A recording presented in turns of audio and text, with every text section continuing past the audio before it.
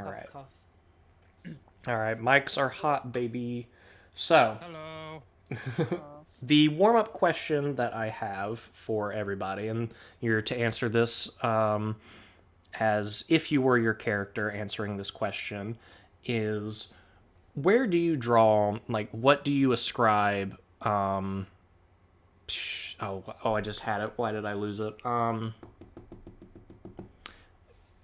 Your spirituality. Like, do you enjoy getting your tarot read? Do you visit a palm reader? Do you believe in numerology? What is a way that you observe the randomness of the universe? Philip, you have your answer. Please feel free to unmute and tell us. Herman loves to travel. Herman does a lot of work with native peoples. He wants to understand their understanding of the world. He himself does not really believe in much as far as a higher power or any form of mysticism, but he thinks it's very important to engage with that, to recognize that other people do, and it brings people happiness. And if it brings people happiness, it does something it's worth participating in. He does whatever the locals will do. If that means that he's in the United States, sometimes he'll go to church. He'll be a good church boy. Doesn't really believe in it. If he's somewhere else in the world where tarot is read, he is going to go to a fortune teller and have them read tarot to him. Wonderful, wonderful. No wonder your sanity's so low. Perfect, the perfect Delta Green agent. I was gonna say I was really hoping that Philip would remain speaking in third person the whole time, and it's like this is the Kubrick stare of realizing that people are going nuts. They speak in third person. I like it. Does anybody else have? Just feel free to Uh, raise your hand for the class. I'm. Well, I do have some old occult novels here and there, and yeah, sometimes I do look up at the stars and wonder, but I obviously don't believe in anything like that. It would be unbefitting, my position in the FBI. We don't believe in fairy tales or myths or whatever they teach you in church. Religion is a scam made by the powerful to control us. And also, don't put me as atheist. That's a box that you cannot put me in. Hell yeah. Lord knows I've prayed enough. I talked to plenty. I just don't think I ever want to hear back. Not after everything. But church is a nice community sometimes. Don't feel like I belong, but it's a nice thing to see it exists. Go sometimes. Don't usually go back. All right, super. I love to hear every little bit of it. Without further ado, let us begin. This is where I would put music if I had any.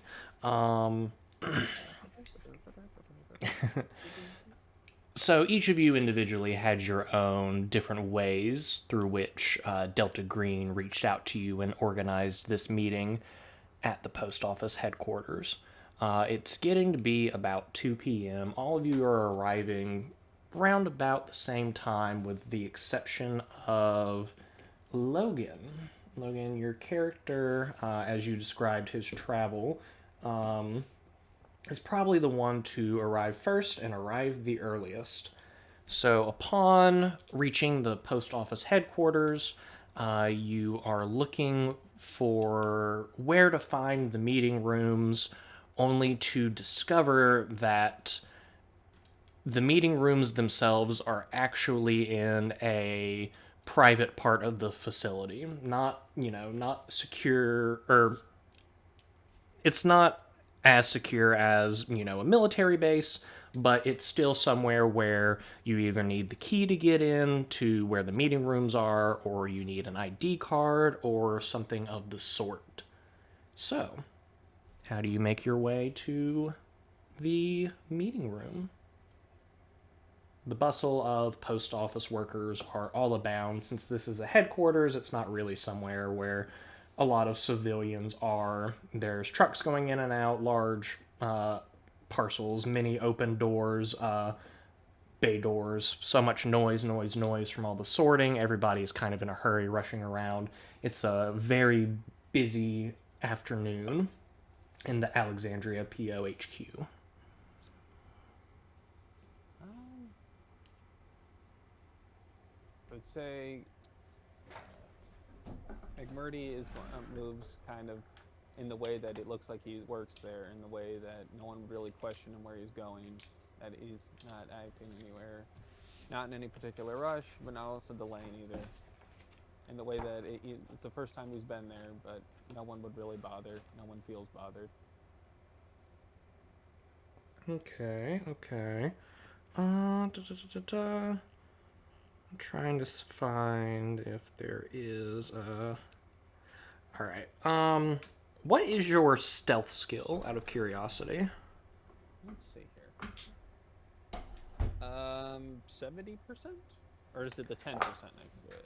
No, it's going to be the 70%. So everybody has a base set of skills that comes with training, that everybody just basically has in order to be in Delta Green. There are base ratings, and then there is your trained rating that you get either from your job or from experience. So with a base rating of 70, you're pretty much able to fit the bill of somebody that's there, probably an independent courier looking to pick up a package, so it isn't really hard for you to wait for somebody to open up a secure door and just slip through. And more than easily enough, you're able to make it to the meeting room, not a problem. Up next on the chopping block for dropping shit, me, who would have thought? Tim, your character arrives next and is faced with the same predicament. You realize that there's no clear way to get to the meeting room. Alright, so there's like keypads on the doors and everything? Yes, they're keypads. There are number code keypads, just a simple 1 to 0 with a asterisk and a pound sign. Any noticeable wear or tear on the keys? Give me either a search or a forensics roll. What kind of die? You are going to be rolling percentile die. Percentile die are how you do all of your rollings. And the way that rolling works, and tell me, That means it's a D10, yeah? 2d10. You have one for the 10 space and one for the 1 space. I'm a dumb nut. Whoops. It's okay. What were the options for the skills again? The options that you have for the skills are you can either do a search skill or a forensics skill, whichever one is higher, and before you roll it, just give me the number that you have, because you may just have enough in either skill to deduce it without needing to roll. Search is 20%. And your forensics? 0. Okay. So, I know your computer science is already really high. Yeah, I would say if you're trying to see if there's any wear or tear on the keys, you're going to want to make a search roll. Yeah. Stent check. So roll them bones. 47. 47. Okay, so sadly you fail because you went over. However, you didn't critical fail, so you're, looking it over, it's kind of hard to tell whether or not there is any particular wear. It seems like each key has a rather level amount of wear aside from the asterisk and the pound sign. The pound sign has... the pound sign light is off, is what you're able to deduce. Alright, well, time to get a bit more destructive with it. I'm gonna look around, see if there's anyone watching, and just kind of shunt the faceplate off of the keypad and try and see if I can hotwire it.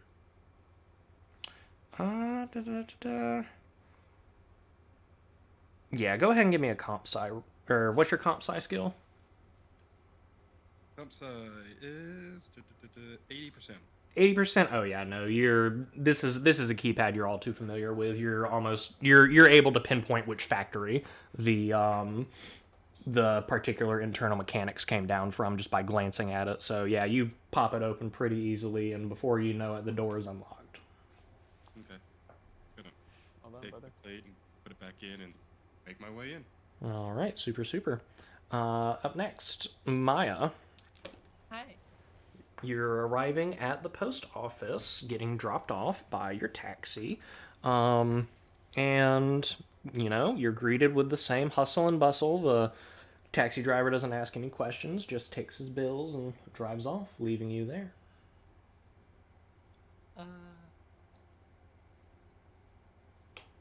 Well, I approach the door and check to see if it's locked. Yes, it is locked. Oh. Okay. There are many different doors through which people can gain entry to the more secure parts of the facility. There's doors that are either through what is essentially the main office level. There are doors in through, if you were to walk in through the bay doors, you might be able to weave your way through the labyrinth of the HQ. Life, just like a post office HQ, has many doors, Ed Boy. But this particular door that you've walked up to, we're going to say in the office area, is locked.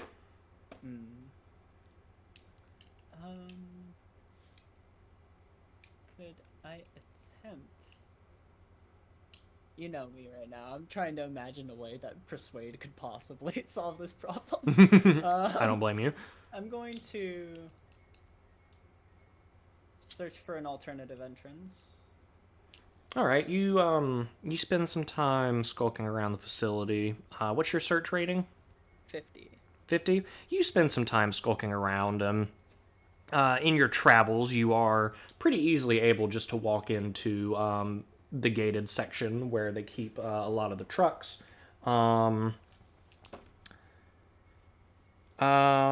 You're actually approached by a guard after a little bit of wandering around. He can clearly tell that you're not familiar with the location, so he walks up and says, "Ma'am, are you lost?" Oh no! I flash my badge at him immediately. Oh yeah, his eyebrows raise and he says, "Carry on," and dips his cap and turns around, walks away. All right. I saunter up, assuming that this was the intended way that they wanted Anzu to go. Yep, you continue to saunter on, and aside from some sideways glances from some of the people that are, working there on a regular basis, they are not paid nearly enough to ask questions. If you got past the security guard, it doesn't matter to them. So you're pretty much able to wander around at your leisure so long as you don't try to go through any particularly secure doors. Which, sadly for you, is where you need to go. Don't pester the postal employees about Santa. It might be January, but the stress of the Christmas season has not yet passed. Everybody is still very high strung and working to get orders out as quickly as possible. Okay, so another door to pass.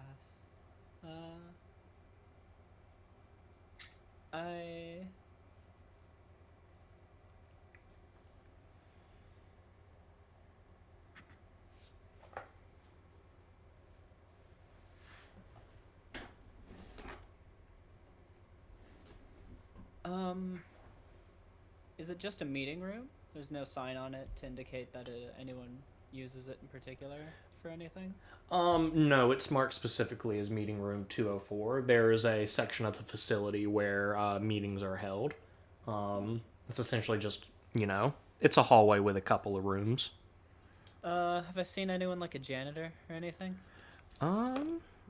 You actually just so happen to be standing next to one.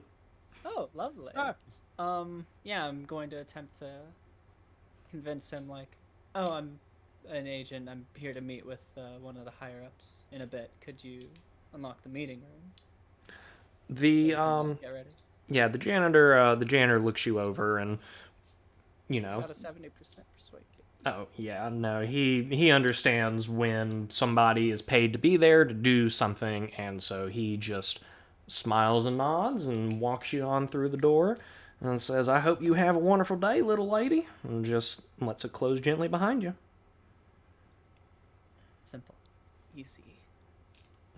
And then Philip, last but not least, you arrive to the post office through your myriad of many secrets.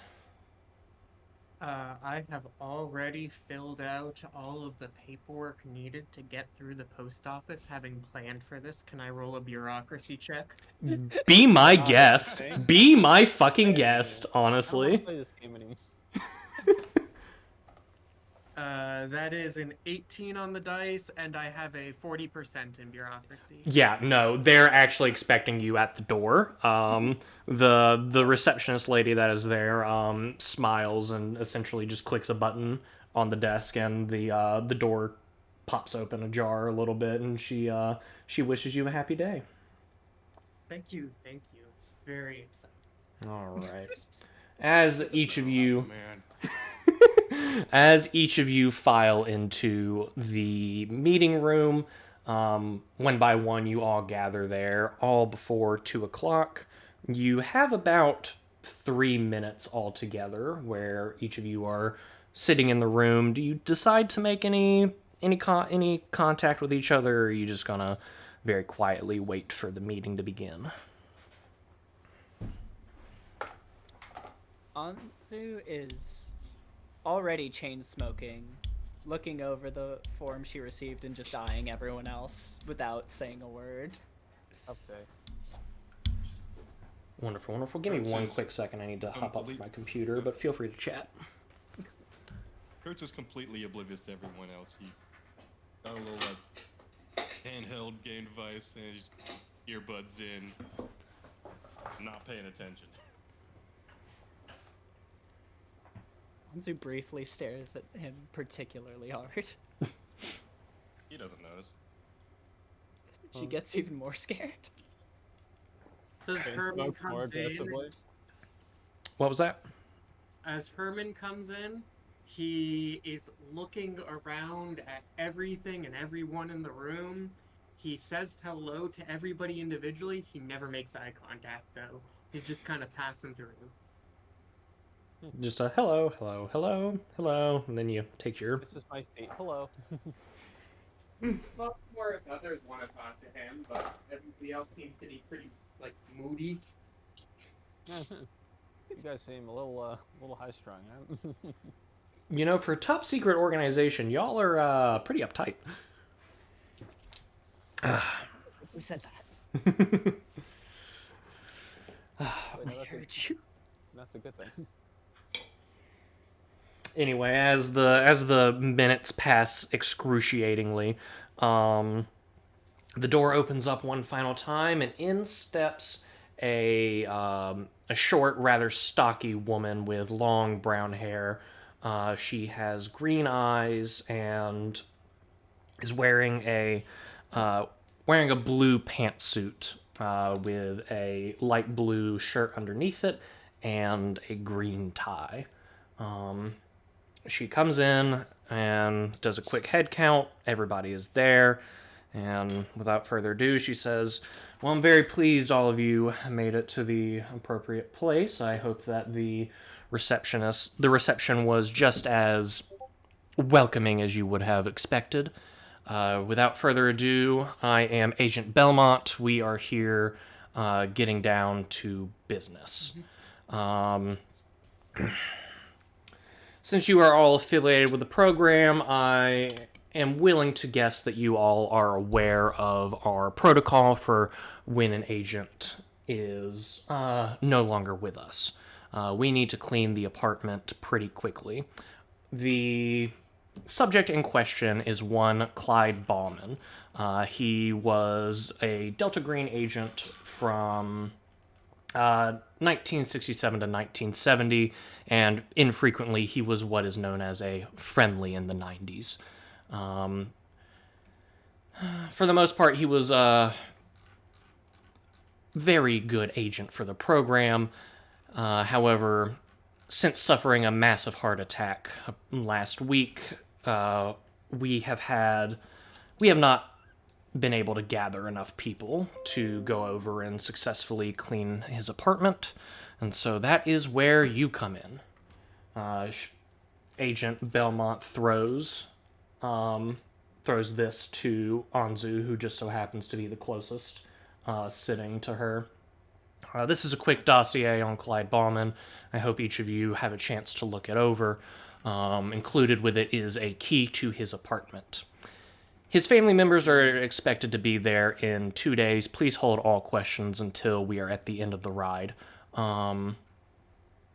His family's expected to be there in 2 days, so I expect you to go into his apartment to clean any evidence of the program's activities. You are to involve no one else in this operation. No one is to know you were there. No one is to know your names. No one is to be able to remember you. You are to do this quietly and professionally. You are going to meet me here in 48 hours with a report on what you find. If you find signs that Bauman violated the program's security, I expect you to report them. If you find anything that should be the program's property, I expect you to report them and bring them here. Now, are there any questions? Yeah, so I was saying that like I had earbuds in for like the first half of that until the file dropped. What's going on? Fucking amateurs.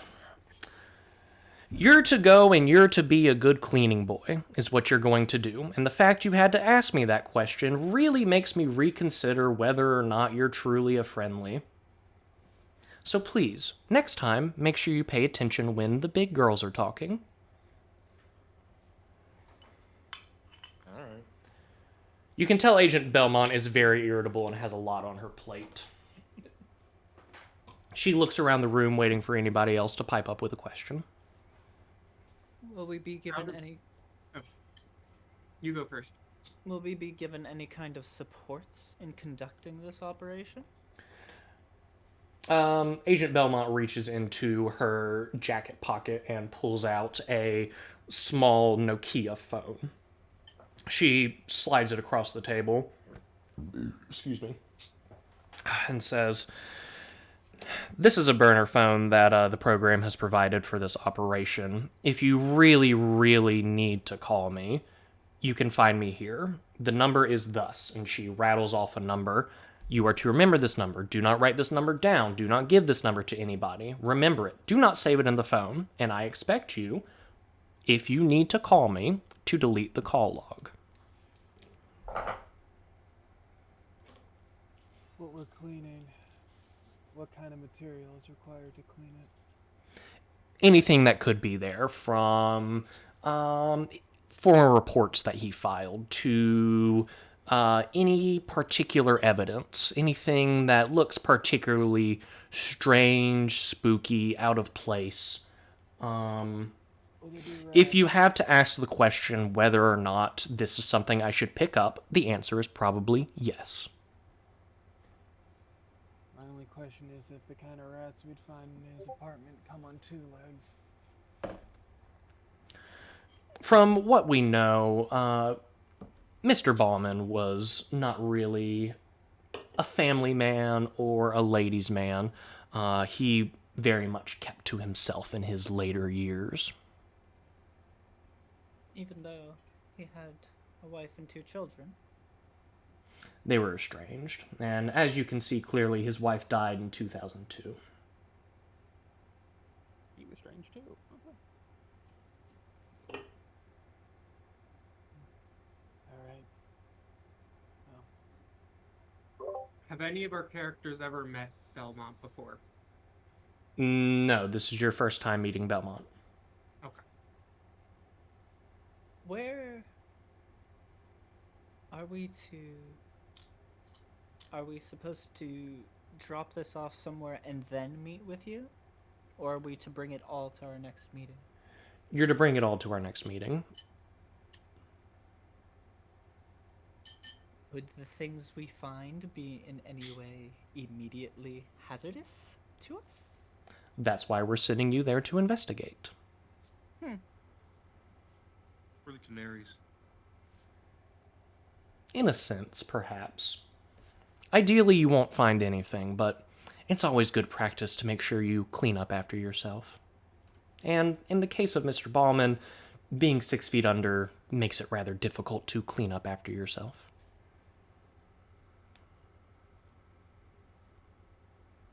Are there any further questions? What led to his passing again? He died of a heart attack about 3 days ago. History in the family. Of heart attacks? As it is. It's not particularly important for this operation, what his medical history is. All you need to know is he's dead, and you're there to clean up after him. Acknowledged.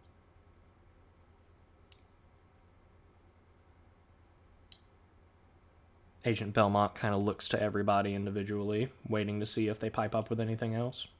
One last question. The pyramid symbol, really? It's kind of cliche. She pretends like she didn't hear you. Alrighty, everybody. Well, That wasn't a question. Hmm? I nudge him and say, that wasn't a question. Without further ado, Agent Belmont essentially just shrugs and says, all right, well, I'll see everybody in 48 hours. And she turns and walks out of the door, and if you're so inclined to follow her out of the hallway as closely as possible, she almost seems like she disappears. Like up We and get down. liquidated with this one, boys. Anzu's like leaned back in her chair, rubbing her temples, just cringing. Having smoked enough in the last 3 minutes.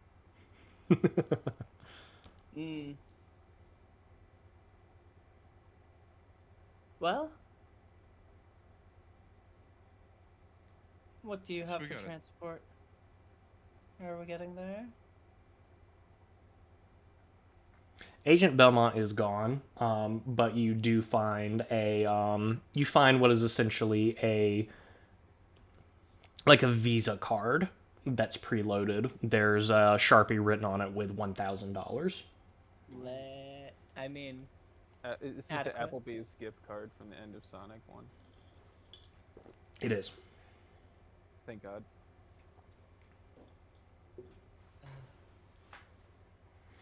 Also on the summary report for Clyde Ballman is the address of his apartment. You're able to find it pretty easily. It is about a 6-minute drive away from where you currently are. How should rent a long would car. it be to walk there? Probably I would say about a 20 to 30-minute walk. Do you guys think, to keep things quiet, it might be best that we just walk? It's not too Well, far. whatever we're gonna want to bring back to the meeting might be more than we can just carry. out in Might as well public. get like a- Walking, depending on where the man's apartment is and where it's visible from the street, walking provides more visibility as well. I'm assuming. Well, Why not just grab a U-Haul? Look like we're moving. That'll do.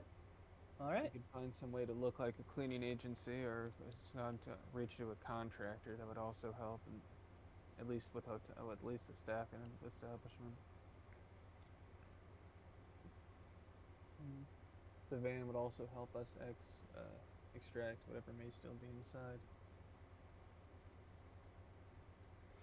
Lucky enough for y'all, actually, there does so happen to be a U-Haul rental place just down the street, right next to the post office. Who would have thought?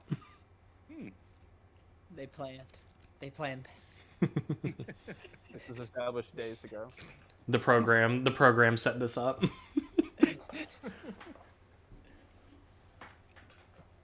Impossible competency. All right. So Well, I'd rather this be done as soon as possible, to be clear, so how about we get on our way? Agreed. Sure.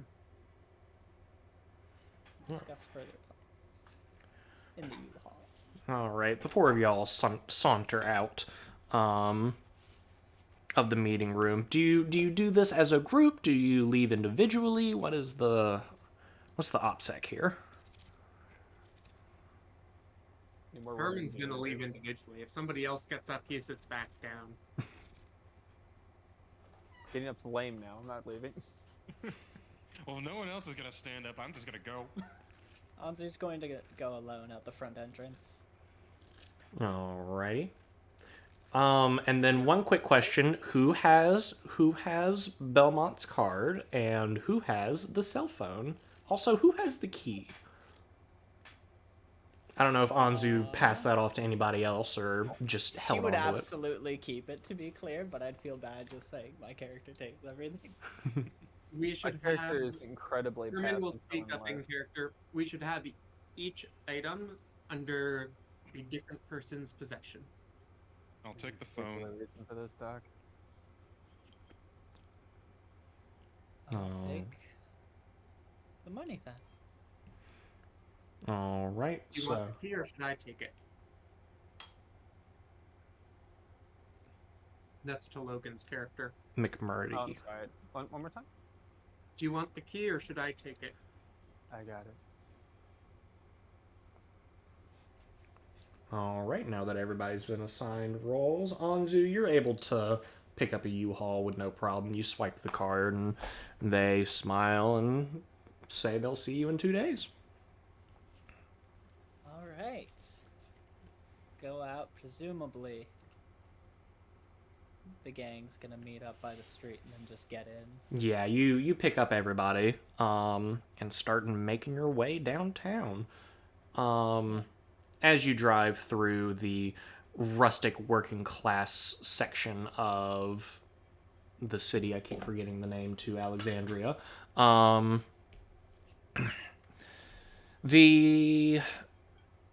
It's a cloudy day. The sun is barely shining through. It's rather bleak, especially compared to the working class neighborhood that you're driving through. Lots of big brick apartments from the 1960s, streets filled with trash, alleyways that are packed to the brim with working cars or vehicles or pallets of wood and the like. You can see 2 smokestacks in the distance, sending up gray signals of what is to come.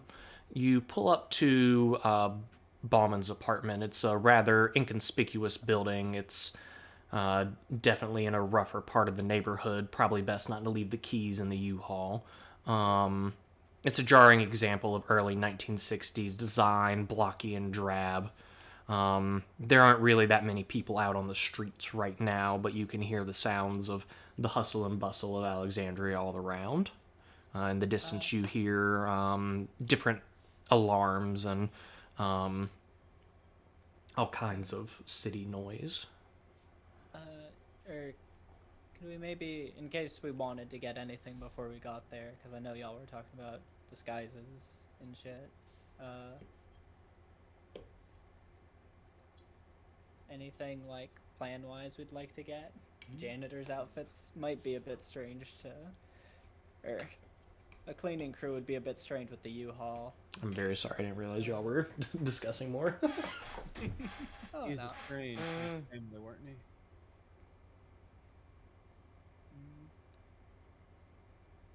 If this guy wasn't close to his family, then I can assume his relatives ain't visited. We could probably pass off well enough as a collection of them. I agree. It works. Alright. Well, Maybe get some cardboard boxes though. Probably doesn't have many there. That would explain it. Look part and parcel of a moving group.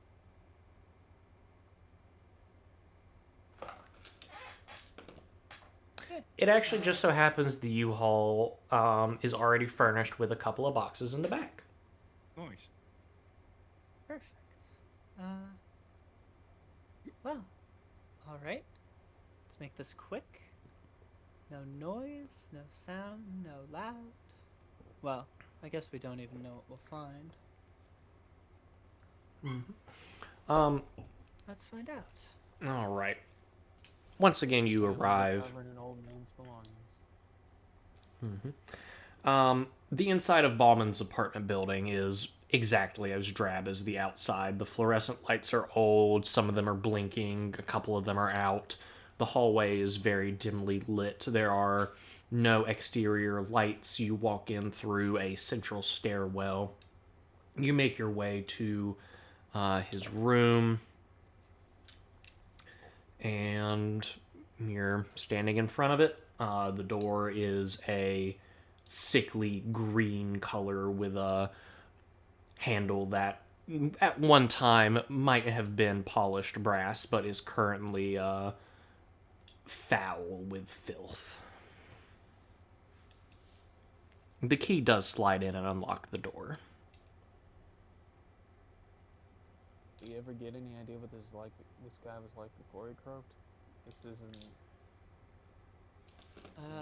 Reclusive in the end, at the very least. How long we call in the end. The inside of the apartment itself is Spartan and grim, to say the least. Aside from a tray full of cigarette ash and butts, there is scant evidence that anyone ever actually lived in this apartment. Just inside the door, there is a hook with a ring of keys hanging off of it. Excuse me. There's a couch, a singular couch, well worn, with what appears to be the shape of an older man, facing an archaic, squat television that has two cables running out of the back of it, one for the power and one to get the cable. There's a coffee table that's adjacent to the table that is piled to the brim with crossword puzzle books, issues of Sports Illustrated, a couple of Reader's Digests, and there is a box of artificial donuts, the powdered sugar kind. There are two hallways that you can see, or there's a hallway that you can see, and then there is a small doorway into what appears to be a kitchen with an eat-in dining nook. Boss Take the lady keys. said we gotta bring all of it. A lot of this is garbage. Anything that would be of interest to our employer of sorts. Garbage is garbage, but But I don't want to be told to come here twice. There's plenty of room for it, I guess. then we'll have to investigate carefully. Out of curiosity, are all four of you just standing in the doorway? I assumed Herman I has was. walked in at this point and is looking Eating the around. donut. Oh. There seems to be a lot out, and it doesn't seem likely that he would use all of this at once. Could I do anthropology, or I guess human int, to like try and figure out, like, is there a reason so much is out, or if it's just he's a messy guy?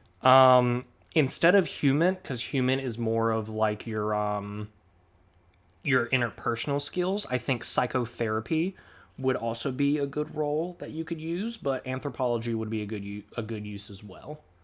Okay, I'll go with anthropology then. Okay.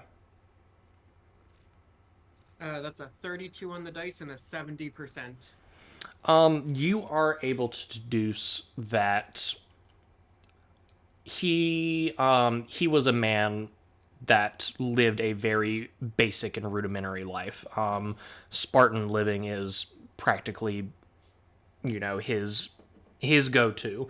There really isn't much that you could tell he would do, probably besides watch the tube, maybe do a couple of crossword puzzles, read some magazines, go out. The little touch of humanity that you can find is a drawing that is magnetized to the fridge. It says Grandpa, is signed Cassie, and has two little gold stars from the teacher.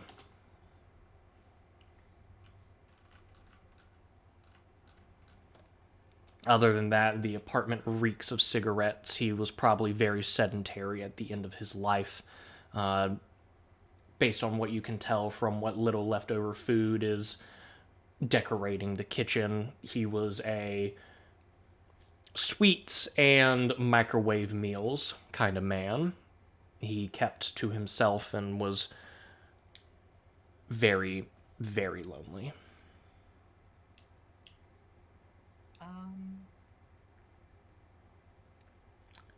As a couple of you are standing in the doorway, a older woman walks by with a small, very fluffy dog. She perks up as she sees people standing in Mr. Bauman's doorway and waddles over to see you and says, "Oh, hello! How are you doing? Are you here? Are you family of Mr. Bauman? Oh, my gosh, that poor old man! Oh, I would do all I could for him. I would cook for him and say hello to him when I saw him in the hallway. Oh, but he was just so pitiful, that old man. Oh!" She kind of peeks in to look at Mr. Ballman's apartment, and glances at everybody and says, "Isn't it just awful what happened to him? They didn't find him for 3 days. I complained to the building super about the smell, and lo, wouldn't you believe it, they didn't come out to see me for a lick." Anzu is intentionally trying to look on the verge of tears as she mentioned how he passed. Specifically to make this woman feel like she has discomforted her. Could I use human for that? Sure. I got an 80% in human. Yeah, no, you're able to conjure up some tears, probably from the fact you're standing in such a horrible smelling apartment. You just kind of let it out. Your face gets red and puffy, and you turn away and cover your face. And the woman, Miss Janowitz is her name. She puts both of her hands on your shoulder and says, "Oh, honey, I'm so sorry. I didn't mean to make you cry. Oh, I just hate it when people cry." And she starts breaking down. She starts breaking down along with you. Okay. Going in to hug her. It was just so sudden. Oh, you didn't do anything wrong. You didn't do anything wrong. Don't worry. She hugs you back and says, "He's in a better place now. He's in a better place now." The dog is yipping and yapping. It's actually yipping at you, McMurdy. It's looking at you and it's barking rather ferociously for a small fluff ball of a dog. I just knowing what I've at least played McMurdy. McMurdy is absolutely dead silent at this point. Like not like stone faced, just like doesn't know how to feel about any of this kind of thing. This is a weird reflection to himself almost. The dog's probably the only thing that's keeping him from spacing out, so he's just sort of looking at it evenly, just sort of expecting it to calm down. The dog keeps barking when it fails to produce any movement from you.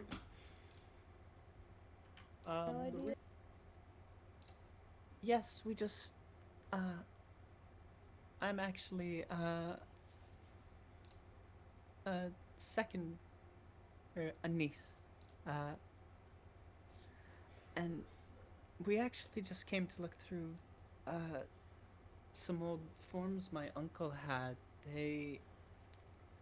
We think he might have some leftover photographs from when my dad and him were quite young, and well, we just thought we'd stop by and see what we could find. But thank you for Sniffles. for all the care you showed him. She That sniffles means a and lot. rubs her nose and says, "You are such a good niece. Is there anything I can do to help you or the rest of Mr. Bauman's family, as colorful as you are?" Yeah, did he leave you any keys? She looks to you. What's your name? Kurtz, right? Yeah. Yeah. She looks to you and says, "No, he never left me anything. I would have gone in to check on him 3 days ago if he had left anything for me. You know, I would always make sure to at least knock on his door and check in on him, and I was worried when he stopped answering. But he didn't leave me anything besides these wonderful memories. Oh, it makes my heart so warm to just remember all the meals that I cooked for him and know that he ate them very heartily." Philip, your character has already noticed the piles of home cooked meal scraped into a trash can. Yeah. He's gonna just not say anything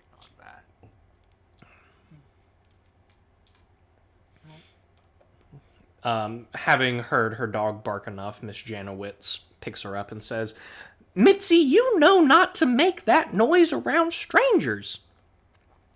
She picks it up and holds it up to her face and coos at it. And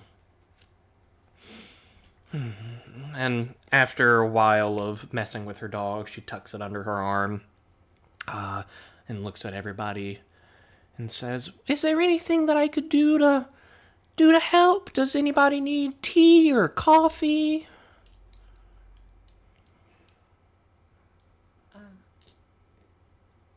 I think we should be fine for at least now. We actually stopped one of the local places. What's the name of a local restaurant we saw on the way before we came in? But your kindness has been more than enough. It meant a lot to get to talk to you about him. "Oh, of course, and it was wonderful to meet you too. What was your name?" Anzu? No. "Anzu. What a beautiful name.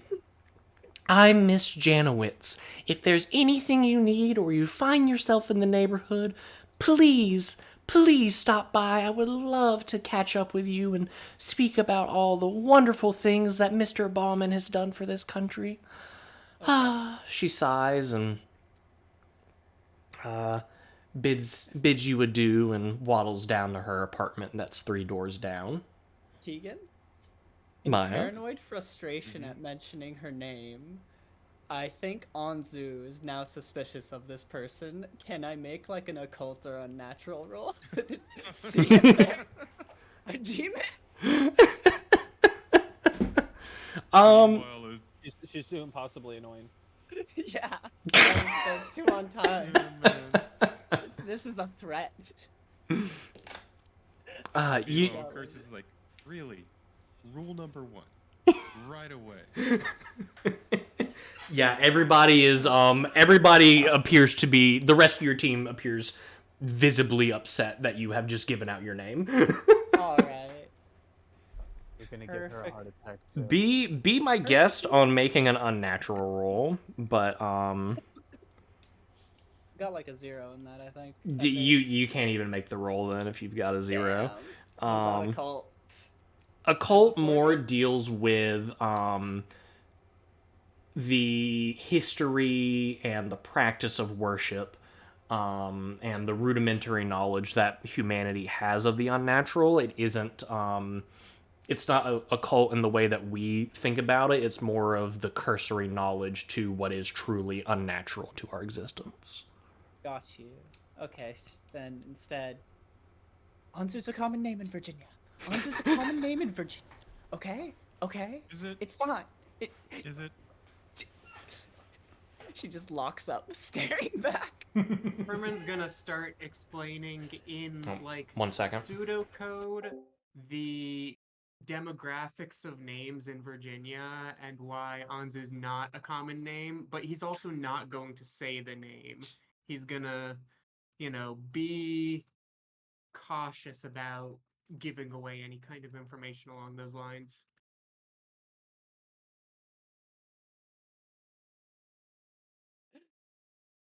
Hmm. She will completely ignore this. Arguably, I played out of character. Love that. Me being an idiot. Upsidoodles. Yeah. Whoops. Well, I mean, the worst thing that happens is we get the annoying old lady killed on accident, but, you know, okay. On accident, we have to cover this up. Yes, that's not going to be on accident anymore. She knows too much. It's true. We gotta keep the dog alive, though. No. Had a dog seeing things. Okay. We have to go. We have to go to a registry, and we need to implant a birth certificate for a niece of this man. That can be handled after. Gonna be cut out of your pay, though.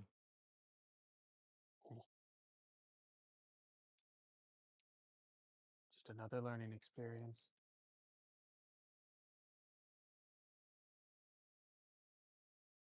Speaking of which, I forgot to ask. Are they gonna tell my boss I'm out on this? Because, like, it's a bit pissy when I'm not there on time. Faster What? you focus, the faster it finishes. Just a chore like any other.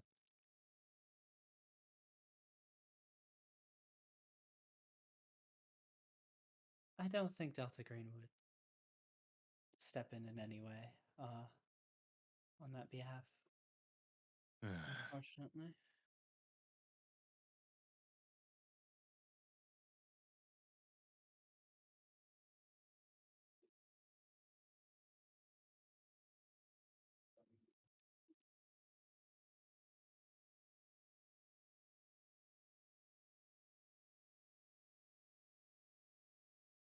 I don't know if we want to continue with that DM around, because there could be secrets anywhere. Yeah. No. Could be secrets anywhere. Maybe we say the code word. House just goes. You seen that movie Monster House? Yeah. It's like in the movie Monster House, where the house is a monster. JoJo dialogue. I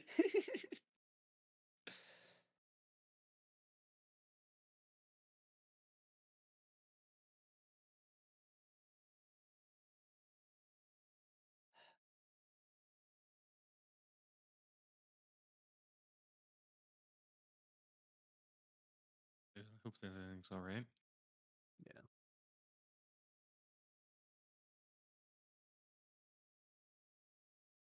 I will wash my face real quick.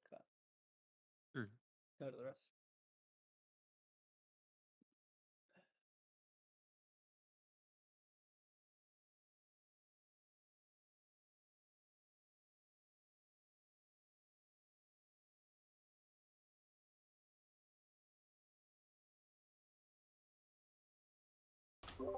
Sorry for that intermission. Peanut got sick and I had to clean it up. Oh. Yeah, she's okay though. Peanut's okay. She's a big girl. Just need to set my room up real quick.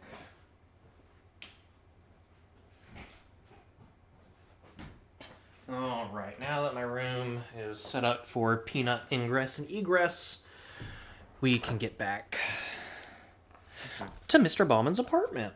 So, first things first, I'm gonna turn on the TV. You turn on the TV and it's immediately set to the news.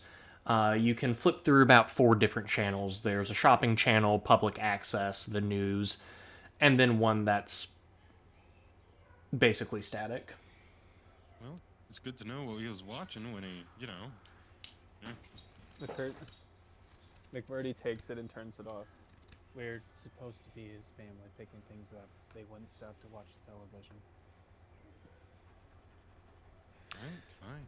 As you venture further into the apartment down the hallway, the apartment has one bathroom. Back. Oh, welcome back. You're fine. They were just flapping about. As you walk through the apartment, you notice that there are 2 bedrooms and 1 bathroom. Da, da, da, da, da. The bathroom is in a disturbed state even when compared to the rest of the apartment. The towel rack is broken, the shower door is cracked, there's a few fragments of broken ceramic swept into a corner. You can also smell the faint scent of a body that had been left here for a couple of days. There is a stain on the floor from where his blood settled into the bottom of his body and began to leak out. Would everybody please roll me a sanity check? Okay. Okay. 1 second.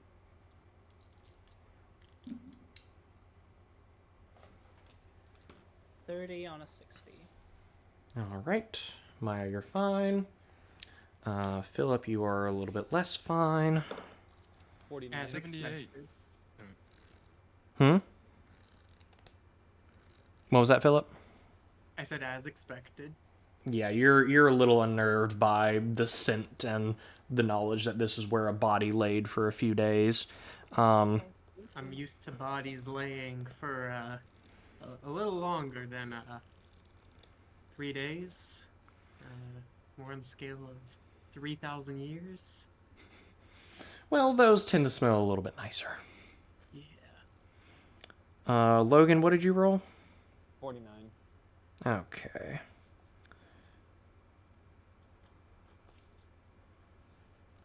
And Tim, you rolled a 70, you said? 78. 78. All right.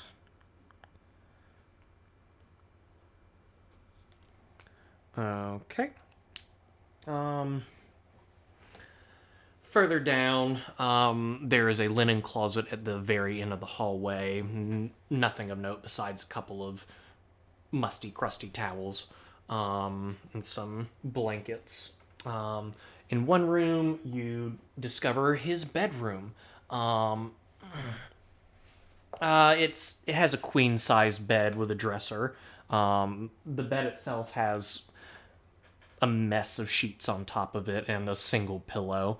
The dresser in the room has a couple of photographs on top of it. You find one of Clyde and his late wife Marlene.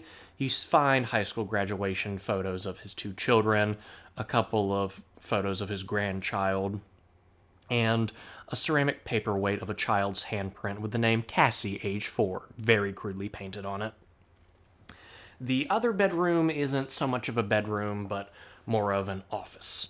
There is not a computer. There are, however, several stacks of files and a couple of filing cabinets, all of which are filled to the brim. I've got 2 things I'd like to do. Okay. The first one's a bit more of a long shot, but you know, I'm good at looking at ceramics and kind of deducing stuff from that. Can I try to figure out how old this paperweight that Cassie made is with an archaeology check? Sure. Alright.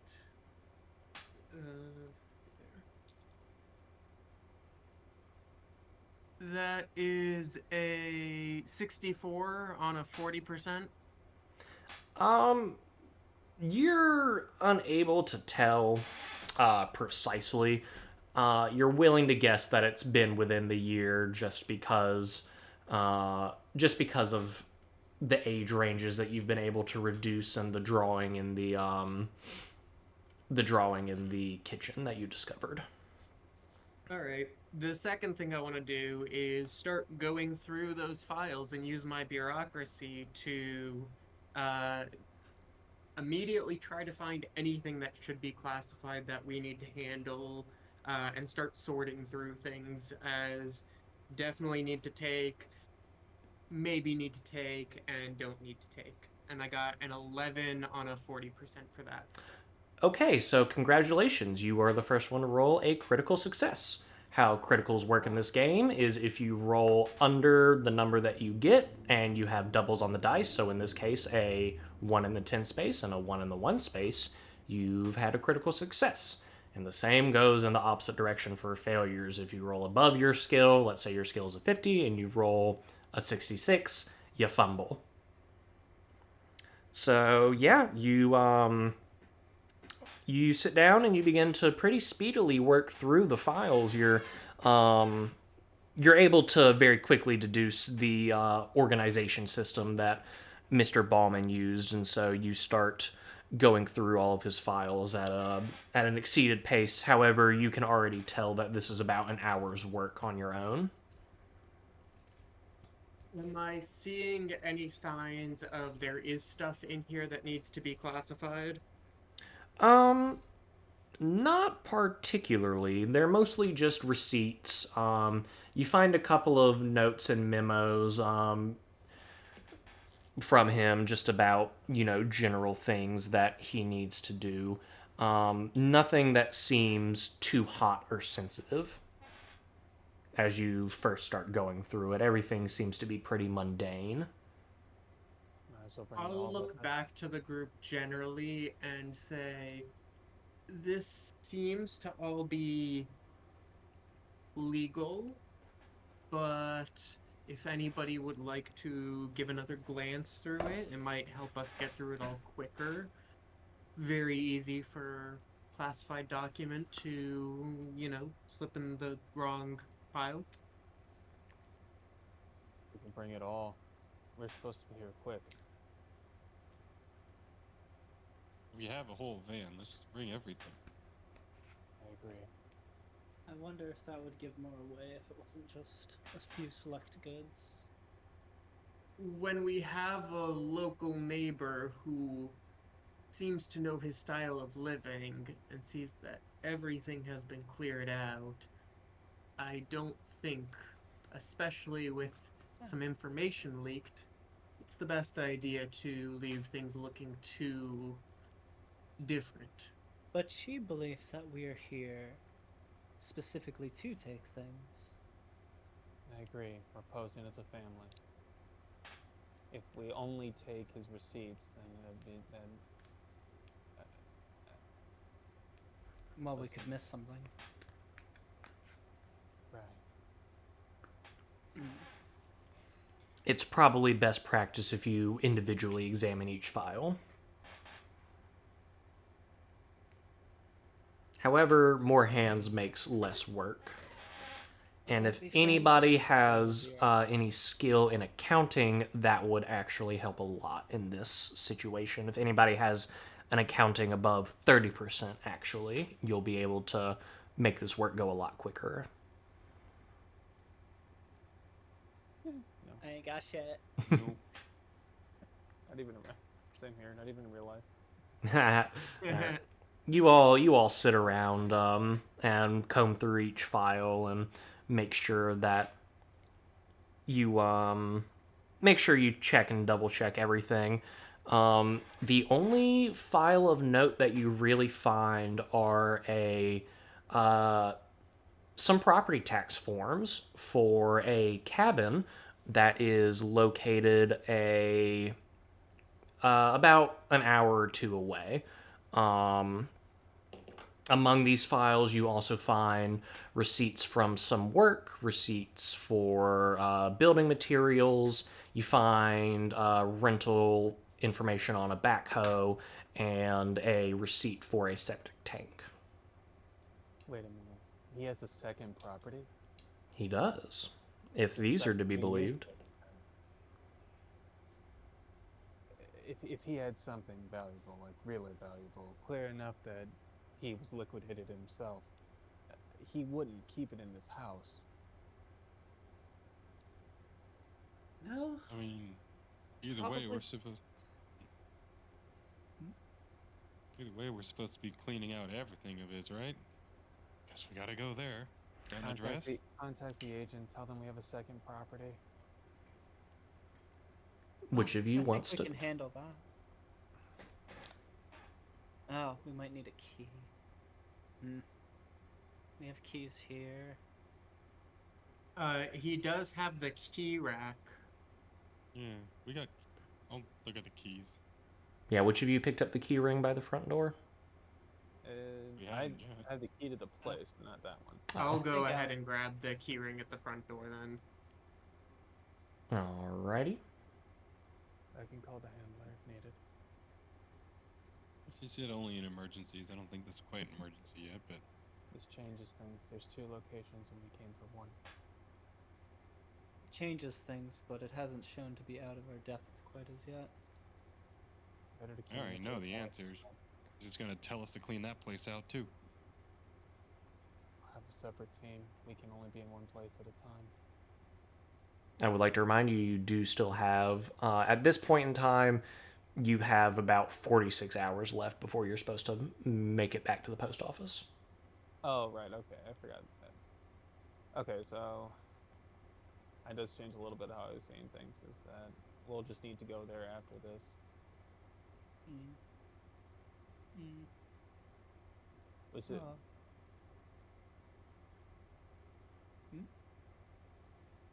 I have to see how much longer we can hold on to that truck.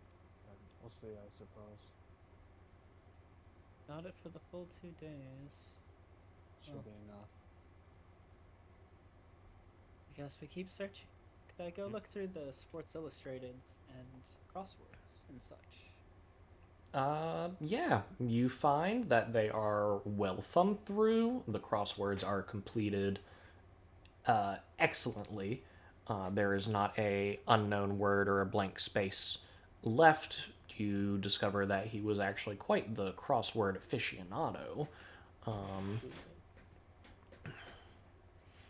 But yeah, no, everything is just well thumbed through. There are some random markings and scribblings, some words circled and highlighted, but you're not able to deduce any significance.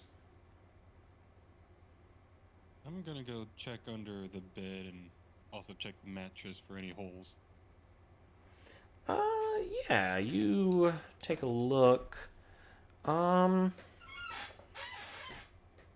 bunch of old springs and dust. Have you started putting things in boxes yet? We haven't found much to. Oh, God. Tectonic activity. In Arlington, Virginia, this time of the year, localized entirely in Mr. Ballman's apartment. I would Yes. say that's something that McMurdy would probably keep himself busy doing. He started putting some things away, like the receipts and whatnot, the like property details. Mm. Okay. You just pack a couple of those away into a box. Yeah. Okay.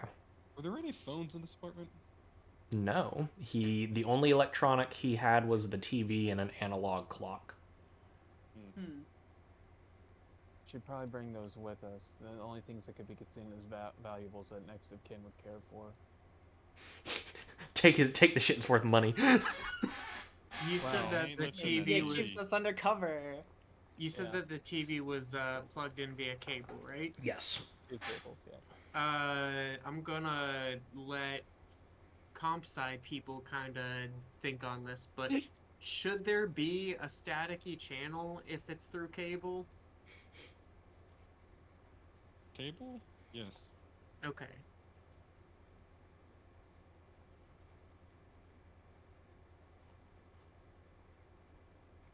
Oh, the only other electronic. There are 2 other electronics in the building. There's his microwave and his refrigerator.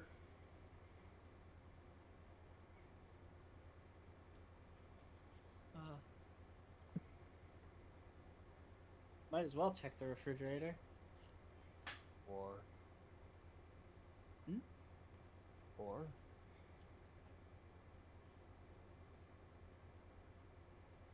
Yeah. you should pop open the refrigerator and see what he's got? Yeah. To be clear, yeah. Yeah, okay.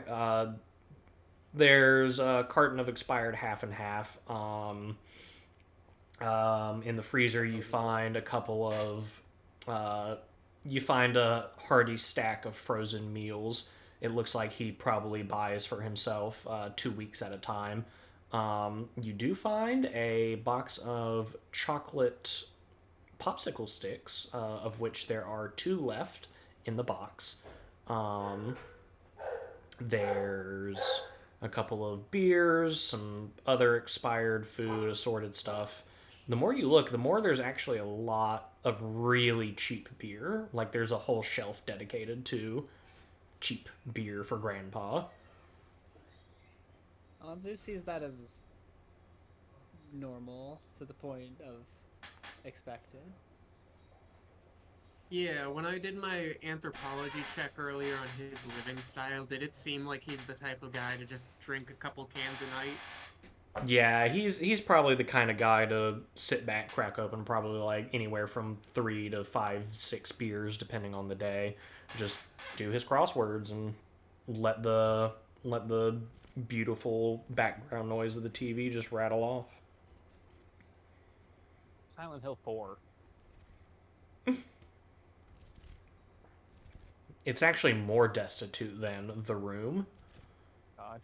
I mean, he doesn't have any photos on the wall. The curtains are mostly drawn, even though light streams through them very easily. You know, all you can find that anyone lived here really is a couple of memorabilia from his family. Actually, you know what?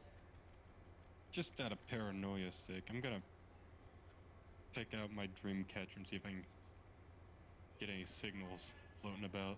All right, how do you use the dream catcher? Do you just kind of like wave it around or just sit there with it for a while or Sit there with it for a while, plugged into a laptop. okay. Sega Dreamcast. You sit around, there's, you know, probably a lot of what you would expect there to be in an old apartment building. There's some feedback from really old wires. There are a couple of apartments that are putting out some Wi-Fi signals that you could probably pretty easily hop into to see what they're looking at. Other than that, not really too much in the way of anything strange or out of the ordinary for this apartment, or for this apartment complex even.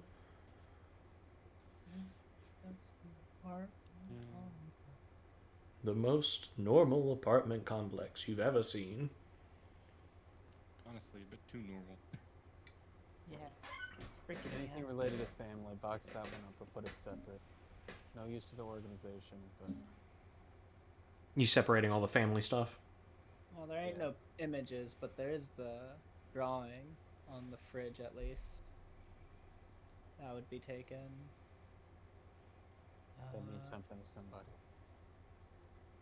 Yeah, we could ship it off next to Ken.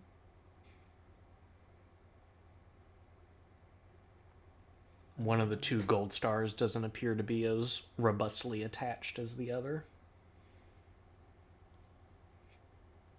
Wah wah in the box. All right, so you pack up all kind of his like family photos and stuff as well. I thought that are they just not up on the wall? There are the couple of photos that are on the dresser.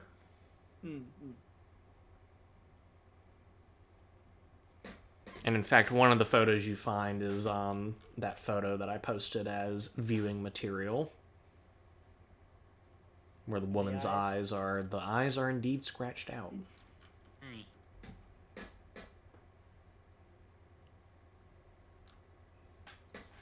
Well, that could mean nothing, I'm sure. Is there anything on the back of any of these photos? Any, like, you know, details, dates? Yeah, there's dates and names on the back of some of them. Like on the back of the one with the woman's eyes scratched out, it just has me and Marlene circa circa like 1960.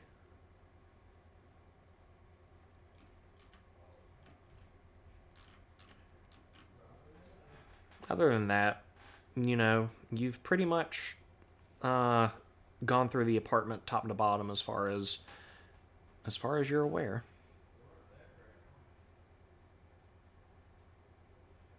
Not much here. Yeah, as you wrap up your investigations, you see that the sun is beginning to go down outside. Do we pack this all up and head to the other property? proceed to the You second guys don't see location. anything else, yeah. Yeah, you grab Actually, a. one more thing I want to try with the pictures. I don't know if this will work, but can I make a photography check to see if there's anything weird about the picture before or after eyes were scratched out? If maybe I can like get an idea of if her expression was weird beforehand or if it was damaged in a way that could reveal something based off the like paper. Is that under the craft skill or That's under art photography. under art photography? Um,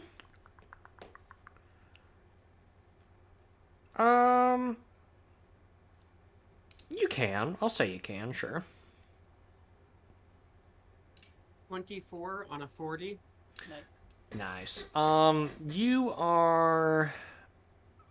You're able to deduce that it was just it was a normal photo.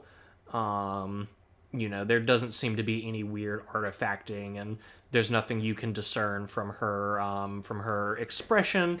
You're kind of able to you're able to rub the photo a little bit, and some of it falls back into place. It wasn't scratched out quite so thoroughly, and you can tell that it's just a picture of a couple surprised by a photograph. Um, can I add to that by asking, do these people appear in any other pictures we've seen? Like, could we possibly assume that the left is him, or? Um, Didn't You're- the names on the back confirm that? yeah, the names on the back do Yeah, confirm that. Yeah, that's right. I was about to say. I was like, you already know that's who they are. I don't believe you. Let's see. Could we? I'm guessing that photo and the background details in it is not enough to make a history check or anything to try and figure out where they are or what was going on with the figures in the background. Yeah, the field of the focus plane for the photograph itself is very much centered on the two.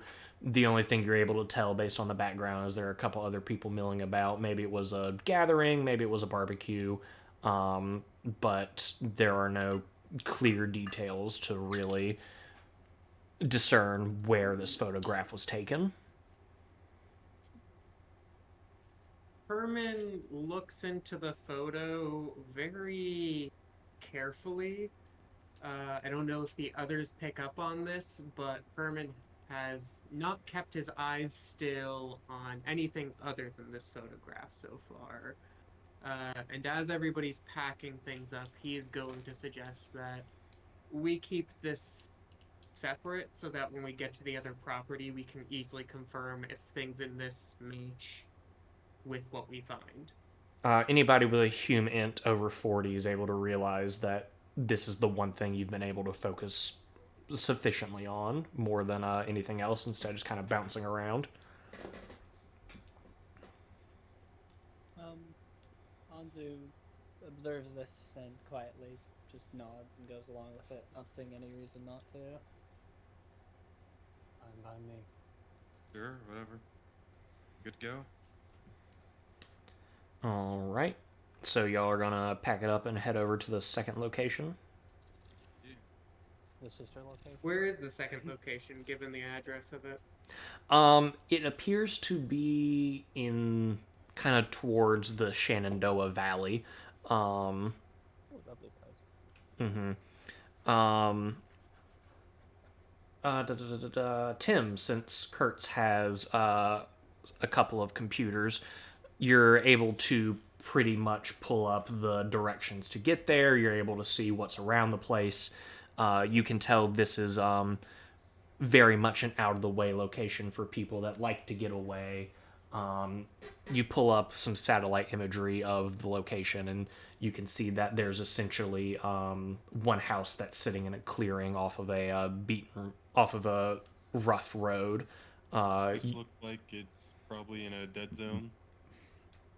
Yes, it does. This is definitely. in my personal life, outside of being a Delta Green handler, I sell real estate, and there is a very small town that I'm familiar with called Norman that has no stoplights. This place has less than no stoplights. This is like it's kind of like a mountain pass, you know. There's the property taxes estimate that he owns about 60 acres out in the mountains, all by himself. So it is very secluded and practically off the grid. A little bit more, actually, if you want to. Nah, your computer science is high enough. You're able to track down that there is power to the property. Actually, you find power bills for the log cabin with everything else. So, yeah, all you can deduce is that there is power. There is power, and it has a septic tank. What more does a man need? Truly. Power and a septic Internet, tank. for one. No. Pizza delivery. He doesn't have internet here. McMurdy, you assume this is what your home is going to look like in the next 20 years? That's honestly something I was trying to pick up as why he was so quiet, was that McMurdy knows if he doesn't die in like an engagement, this is how he'll live, is to rot away without being noticed. The sweet old lady down the hall. The sweet old lady down the hall making you horrible, horrible meals. Yeah. Alright, so just real quick from the top, what all is everybody bringing from the apartment? Please remind your friendly handler. I have the key ring to the second property and the photo. Mm-hmm. The drawing, the clock, and the TV if possible. Shit, taking the TV, alright. Also, just anything. Here's something. Did he have trash bags in there? Because we'll just kind of clear out just the rotting stuff. Because again, family thing would be to clean the place up. Yeah, you're able to find a couple of trash bags, and you're just gonna clean up the miscellaneous stuff, dump out the ashtray, organize. Are you gonna throw away all the crosswords and stuff, or are you just gonna organize that table? We can pretend that that's a sentimentality reason why we wouldn't do that. Yeah, you clean up the place. You make it a little bit nicer for the actual family that will be here in a couple of days. I'm gonna grab the paperwork for second building and just bring that with us. Sounds good. Sounds good. Oh wait, a second family? Or his family's gonna be here in a couple days? Yes, his family's going to be here, and I don't remember if Belmont said this or not. I might have accidentally. He said 3 days, I think. Yeah. Yeah, Oh, that's why gotcha. you need I to have just it done in assumed. 2. You need to make sure it's done before the family shows up. Oh They probably god, haven't well even they'd be told he's wondering dead yet. why there's no fucking TV anymore. Right, and that's why I think that we shouldn't necessarily take everything. We can put it Yeah. back. The drawing. Oh wait, we did the mission and everything we didn't need. We bring back. You go back to Belmont. She's like, "What is this? Property taxes?" We thought you would deem if it was useful or not. She stands next to an incinerator and just chucks box after box into it. No, we're gonna put that back. Boy Scout motto. Take only photos, leave footprints. Unless you're in Delta Green, then don't take any take photos and leave no footprints. Oh yeah, I'm taking the photo, don't worry. Probably, yeah, take pictures of the inside of the place too. Just be like, look, this is what was here. Yeah, do I have like an old film camera or a digital camera that like doesn't have internet connection or some way to like photograph the place without any record? No, we want to Phone. provide this. That's what I was thinking, just to show like, again, proof of cleaning. Burner phone should have a camera on it, right? It's a Nokia shit dialer. I don't think it has any feature besides being used as an actual phone. We're also supposed to like delete all logs from that, so I'm thinking of like something that The Nokia phone does two things. It makes and receives phone calls, and essentially is a pager. Kurtz, I would say, would have some form of camera on him. Oh, yeah. Probably something that's quarantined from the internet digitally that he could use to snap a couple of photos onto an SD card. Yeah, I got a little like microcomputer board that's just a camera. Essentially. It's DSI. But yeah, as you're kind of done cleaning up, Kurtz goes around and snaps photos of everything just to make sure. oh, Palmer's gonna like call him out on that, correct him on what needs to be done differently. You are a photographer after all. I The lighting is terrible. Yeah, I know. It's all about thirds, I know. Thirds and good Fold-to lighting. ratio. Hold the camera at your chest, put on the ultra wide lens, and snap the photo. That's how you make sure you get 3 walls in it, because everybody's gonna want to see what the room looks like when you're standing in it. Real estate shots. Hey, that's how I take photos everywhere I go, of all them weird places. Yeah, Keegan, how confident you feel that you could sell this place? By the way, just Oh, I could sell it no problem with the way rental markets are right now. Dude, I would have somebody in that thing within the week. No problem. Are you kidding me? Somebody would pick up and say, y'all take Section 8? And I say, I do right now. Got hit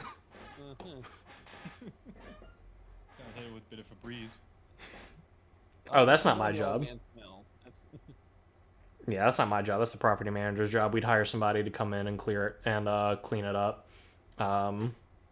And we'd probably still put somebody in there and say, yeah, we're sending somebody over to reinstall the shower rod and a new door.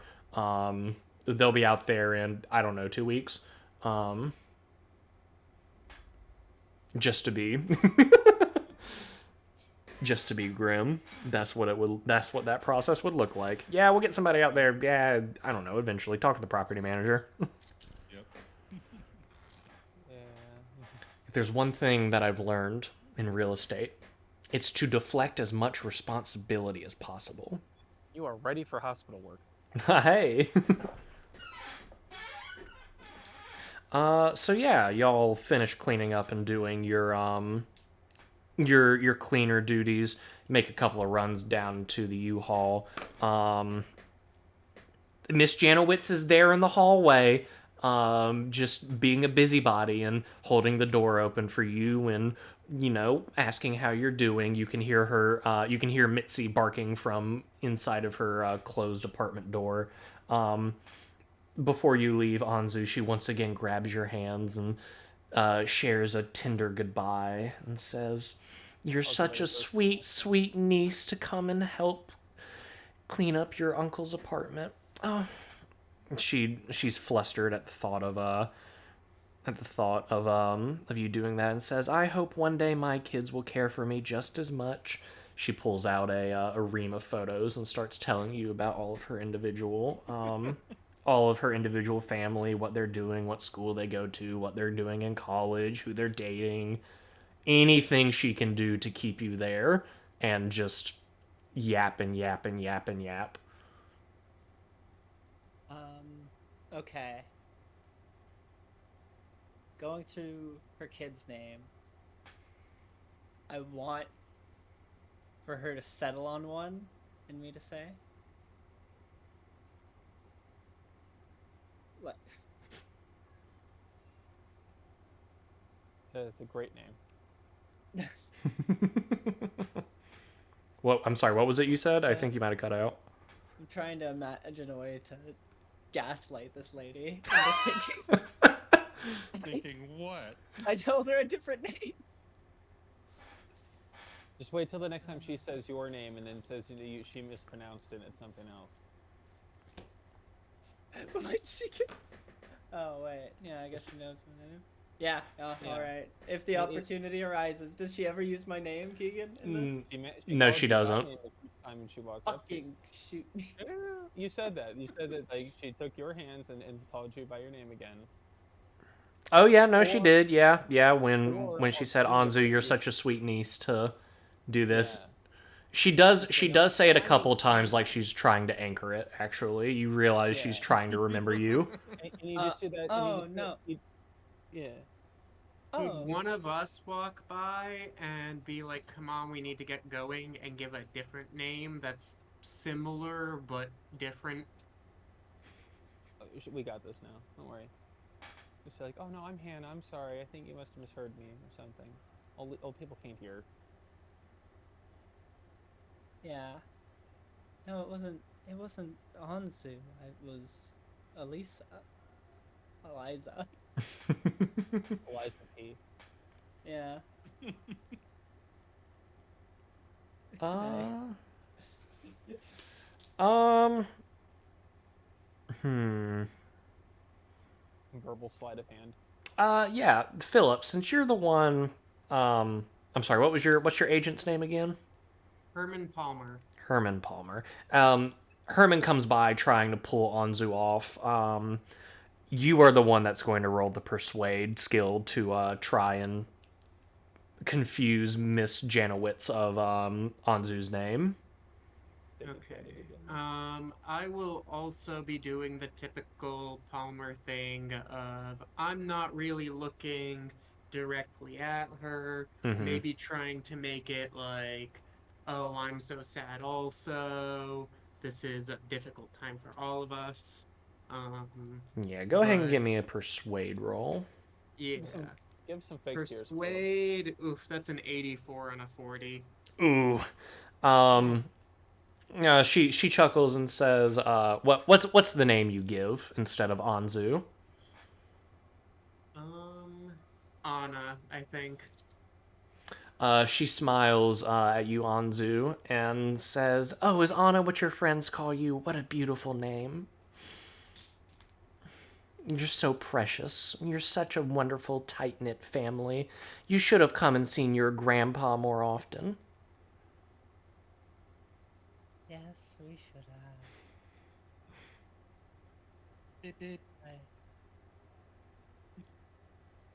What's your humant there, Anzu? Oh, 80%. Yeah, you've interacted with enough people to know that if anybody asks about anyone that was here, oh well, Mr. Bauman's niece Anzu was here. Her friends call her Anna, and you're willing to bet that she will give a full physical description. Oh Oh, God fucking. The name isn't even as important as telling that 4 fucking people came to rob them. No, they were family. She has no reason to think we did anything malevolent. Well, yeah, Except but the for when family is going to realize. Yeah, except Well, for when the remember- other family shows up. Yeah, that might be something we advise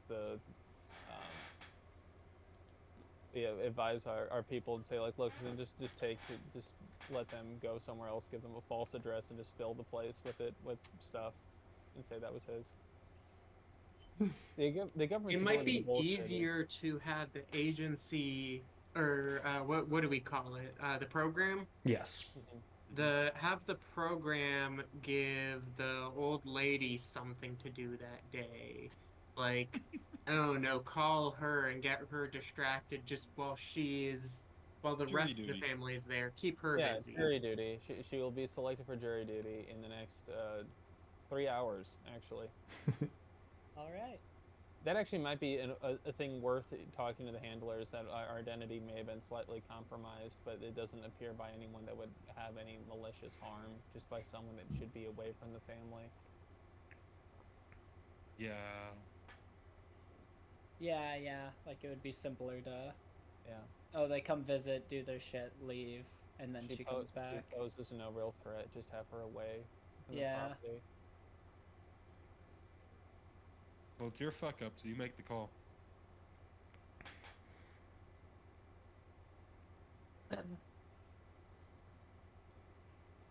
I ring up the fucking handler. Oh shit. Oh shit. Out of curiosity, are you doing this like just outside, or do y'all hop in the U-Haul and start making your way to? Oh, yeah.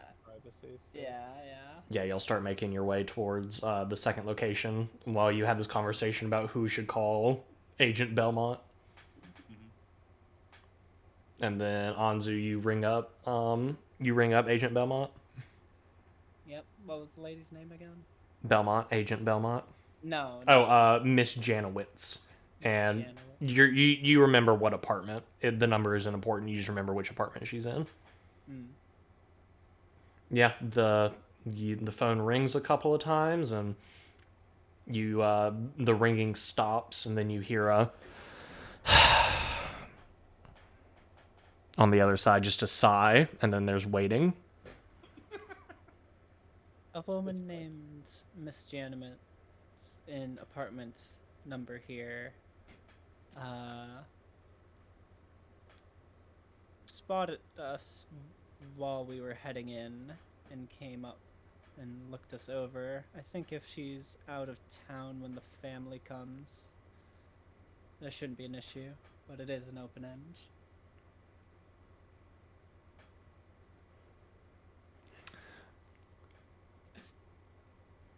You hear the strike of a lighter on the other side, and then a cigarette drag.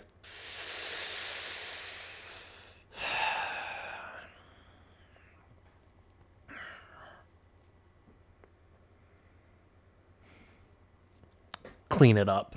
Beep. Oh yeah, while you're on the phone with her, you want to tell her about the other place?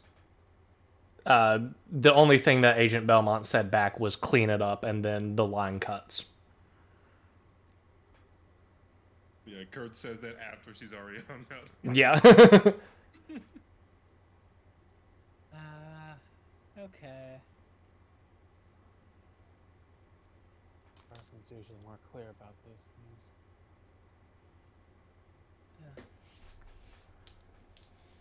They pride themselves on their lack of clarity. How are we supposed to clean it up? Obfuscation. Are we supposed to clean her up? No. A civilian here, we don't. No. Something like that wouldn't be that passing. She would have told us to go back to the location. You told us to clean it up. Understood.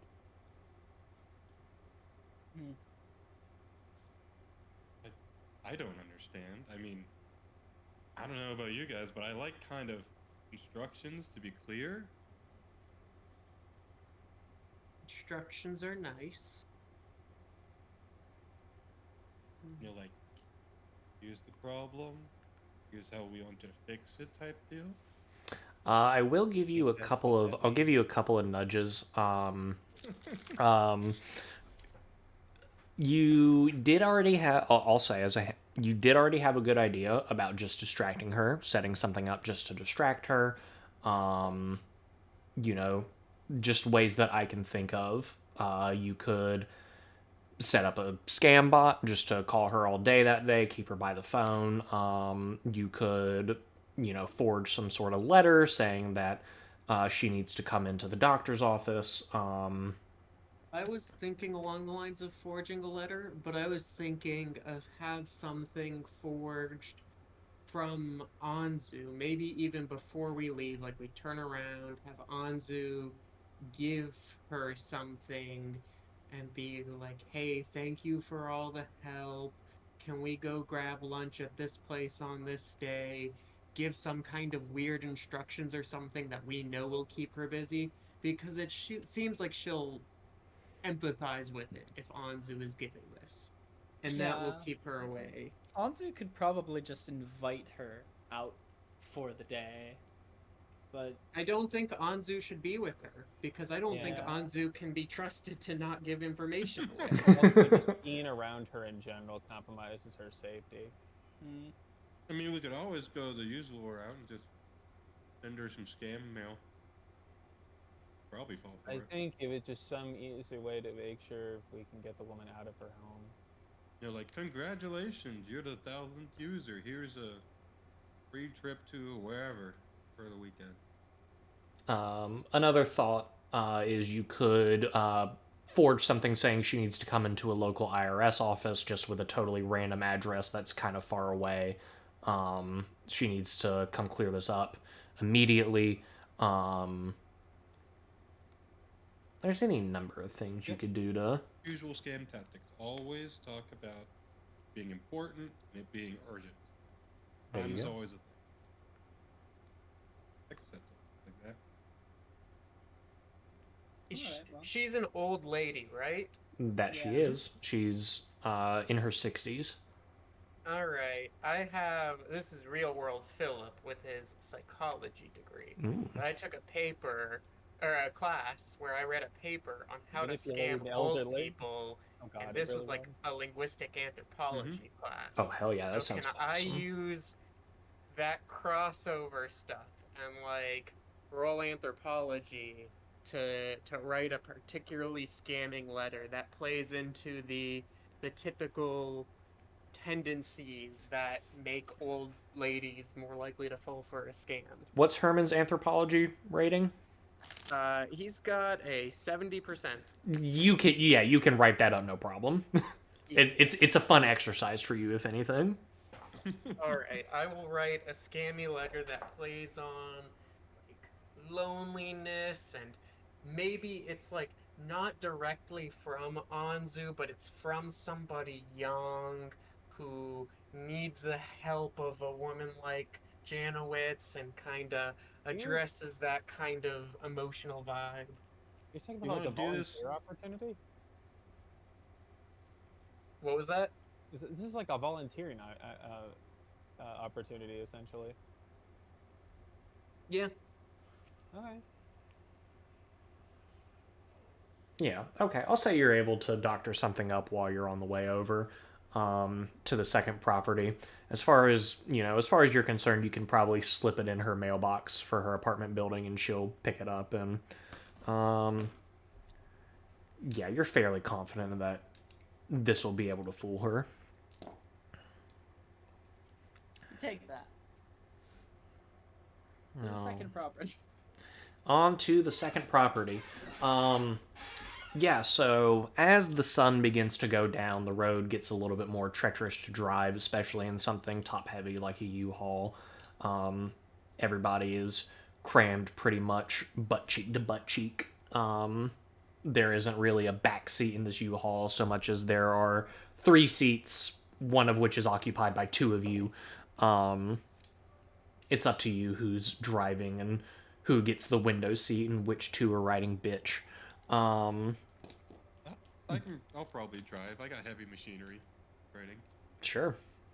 I'm I'd forklift drive. certified. Oh shit, watch out! The most dangerous Delta Green operative, he's forklift fucking certified. Ryan Gosling, man. Yeah, you're able to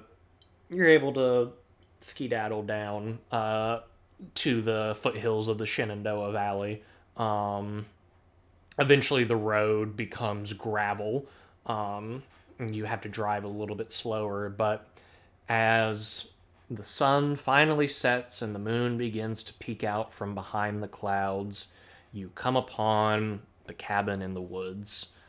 The cabin itself is it's 1 story high, as you can see. As you're pulling up, you notice there is an outhouse and a small outbuilding, appears to be a shed. There is a single power line that runs to the building. There is a stone chimney coming off of the building. You also notice a tiny little brick hut that you can assume the well is in.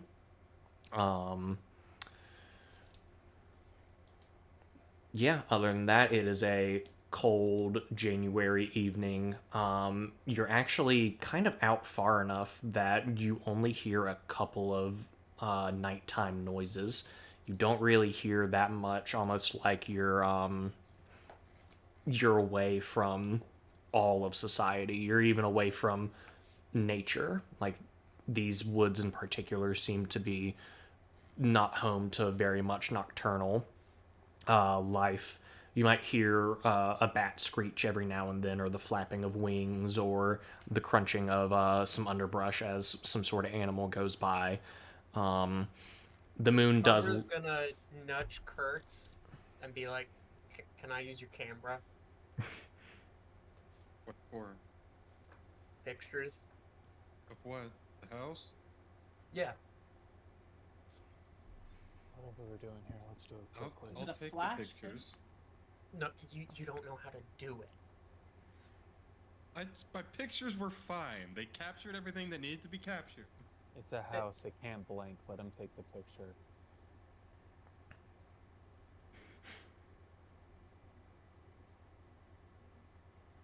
It'll get damn cold at night. I'll just walking to the door. You're This conversation. you're just walking straight out to the front door of the cabin. Well, yeah, it seems pretty secluded. I don't know if there's anything we'd have to look out for. Someone Well- like this, special agent, paranoid enough to get another house, there's probably traps. That's true. I'll approach it carefully in that case, but still approaching. What's your search, out of curiosity? 50. My alertness is 60. I don't know why I said that. Just in case. Just in case. As you're walking up to the front door, you step up onto the large front porch, and something actually does catch your eye. You notice about 10 yards away from the house, near the edge of the woods, there is a small pile of dirt, and next to the pile of the dirt, you see an uncovered hatch for a septic tank.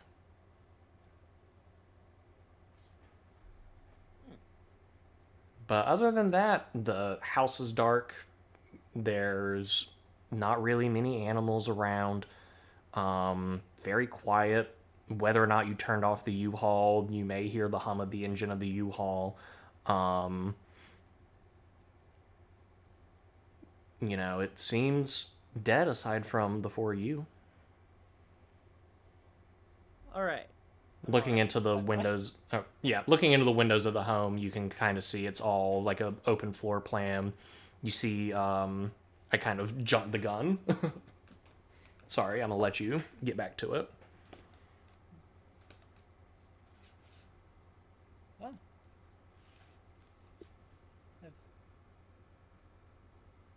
She's not gonna ask about who's taking pictures, actually. Shall we head in the front? Should we go outside in? Scan the perimeter before you go in. Yeah. Oh, Look for other entrances. Look for any signs of. I'm gonna. that hatch is welcome open. guns. Why would it be open? The hatch is not open. The hatch is closed. Oh, wait. Okay, I misheard. But it's uncovered. It's uncovered. Yes. Oh, it's uncovered. Got you. This isn't something that weather could do. I'm not terribly familiar with these things. No. Generally, septic tanks are buried, and the hatch itself. I don't want to give away. Does anybody have Septic knowledge. Does anybody have int 14 or 20% in a craft skill like plumbing or construction? Mechanic, electrician, Plumbing or chemistry. construction, you said? Yeah, plumbing or construction, or just an I int. have int 14. You have int 14. I got I int do. 17. Got 17 in. Yeah, I'm What the smart. Really smart. As you're kind of poking around the perimeter of the property, there is an outhouse that you find. Strangely enough, it's functioning, actually. And the septic tank appears to be much, much too large for the kind of house this is. You can tell that it's actually a 2-chamber septic tank when a house like this would only need 1 chamber. Huh. Yeah, that's too Old big. man didn't entertain anybody either. Did he buy this from somebody? I don't know about you, but I don't think this is a septic tank. No, it Over is. to the hatch. Suspicious also. I also want to. So you said the cabin is 1 story, right? The cabin is 1 story. As we're scanning the perimeter, can I see if there is any angle of looking at the cabin that lines up with what we see in the picture? Because that appears to be a one-story building in the background. You yeah, you take a look at it, and you can tell these are two different locations just based on the construction of the house. It has that the cabin has that faux log cabin exterior where it looks like it's wood logs stacked up on top of each other. But Okay. yeah, the picture in the photo shows what appears to be like a suburban home. When did he purchase this thing again? We had taxes, I think. Yeah, Uh, you're Deed. yeah receipt. he yeah you know what? Yes, you were able to find a copy of the deed. Right. Yes, and you know, it shows the Grand Tour and the Grand T. I've spent a lot of time looking at deeds today. I'm intimately familiar with what they say. But yeah, you're able to deduce that he bought this in 2003, actually. Okay. What year is this set in again? I'm sorry, I don't think I've asked that before. Oh yes, we're late 2010s, early 2020s, modern day. He's had this place enough to set it up the way that he wants. Anything irrelevant that wouldn't have been needed, he's had time to have removed. Something Well- ain't right with it, I agree. He got this place just after his wife passed, though. That he did. Why would he get something bigger when there's less people? I'm gonna go over to the septic hatch and You go over to the open septic it. hat. Oh, what? Go ahead. I'm gonna open it. You can't actually. There's a padlock on it, which with someone as intelligence as high as you is a very, very strange thing to do with a Yeah. septic tank hatch. You also notice that the hinges and the handle are actually very well oiled and almost meticulously maintained. Huh. Hey, can I get that key ring over here? We're gonna find the old man's I'll lost bring the savings key and ring figure over. out- You bring the key ring over. You pass it to Kurtz, I'm guessing. Yep. All right. You try a couple of keys in the lock, and while you're fumbling around, you hear a very faint banging From what? from inside of the septic tank. Okay. drawing- well, I'm Septic drawing the tanks re- don't do that. Leveling my revolver. Yeah. Uh, McMurdy's- I think McMurdy's the pull two out the smart submachine people gun. are backing up and letting the gun people step forward. yeah, you open this. Hands the key off to someone with a gun. Actually, it just so happens the last key you try as you're fumbling with the lock and hear the banging pops the padlock open. Wait, what's this look like again? So the bangings come inside. I'm not familiar with septic tanks, so there's. So a septic tank is essentially a big concrete fucking block that they have in the ground. There are two little clean out vents where you can examine the tank itself, and you can examine the drain lines, where you can essentially stick like a fiber optic camera in there and kind of take a look around. The clean out, the hatch itself is meant for it's this big enough for a human to fit inside, so you can go Is that where in. the banging's coming from? The banging is coming from somewhere below the hatch. Like from where a humanoid thing could come out of, From basically. inside. It has to be large enough for a human to crawl inside to do any maintenance. Okay. Who all has a weapon? I do. I mean, I do. That's like why I'm here. Like McMurdy's That pulled too? McMurdy's pulled the illegal submachine gun at this point. Who's gonna report on the people he's trying to protect him?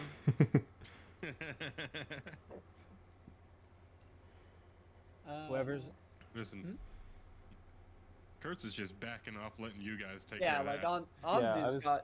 I was gonna say, I put on the night. Wait, what time is it? Is it dark?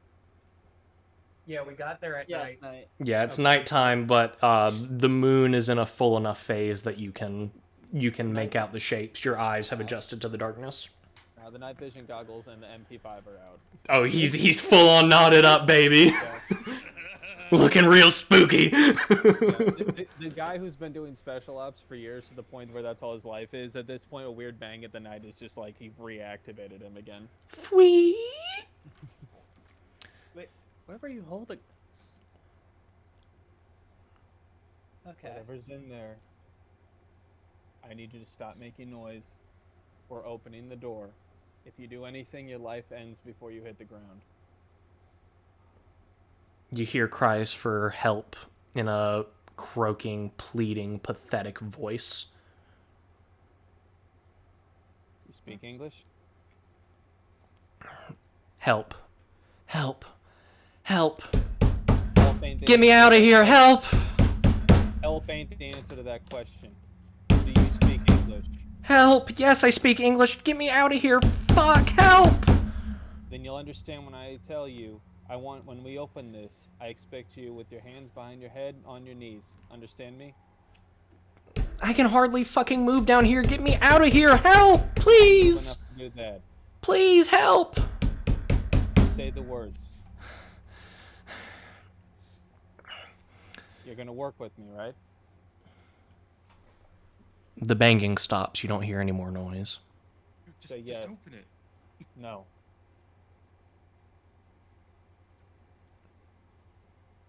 We're gonna get you out of there if you work with me, alright? You hear a shaky, okay. Okay. Pop 'em. Who's opening the hatch? Well, I need to keep the gun leveled on it, so someone without a weapon. Yeah, Anzu's got a shit, hand okay. free. Anzu's got a hand free with her 9mm out, Alright. You do so she'll throw it and have her gun pointed. All right. You throw the hatch lid, you pop it open. A very faint smell of flesh, decay, and rot wafts up at you from the gust of wind. The moonlight shines in to the hole in the ground. The concrete walls slick with water about an inch deep. Little pool is at the bottom, and you see a very frail, almost broken looking woman with eyes that are sunken, and you can see that the skin sloughs off of her shins and ankles as she walks around in the water at the bottom. She pleads, throwing her hands up, asking to be taken out. She mumbles about how her husband was a sick man, always seeking terrible secrets. Does He anyone did have handcuffs? he did something Yeah. weird to her. She said he said some kind of weird prayer, make her his slave forever. It didn't work the way that he thought, and now he's locked me in this tank. He put me away. I'm just so glad you're here to take me out. Please help me, save me. I'm in so much pain. Darkness for years. Cover her eyes, cuff her wrists. Can I make an occult check on what was described in whatever thing he put her through? You may. That is a 1 on an 80. Mm. No, I think you got it. You have in your many travels, you have heard of such a ritual that that would the things that come to your mind immediately are thraldom or any sort of way to adjoin a dead body to a wandering spirit to bring it back and make it obey the commands of its master. It's entirely possible that this is indeed one of the many cases you've read about, and I'm going to need everybody to make me a sanity check. Oh boy.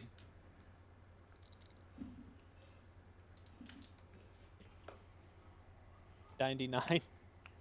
Uh-oh. Who got the 99? The guy with the gun. Oh no. Oh boy, I get to flip to this section in the book. How exciting. Because I need to remember what sort of fun things happen when you roll that bad. Da, da, da, da, da. Only this is rolling for damage. Well, it might be. Maya, looks like you got a critical success. Yeah. Yeah. I mean, this is nothing, to be real. This shit ain't nothing to me. This shit ain't nothing to me, man.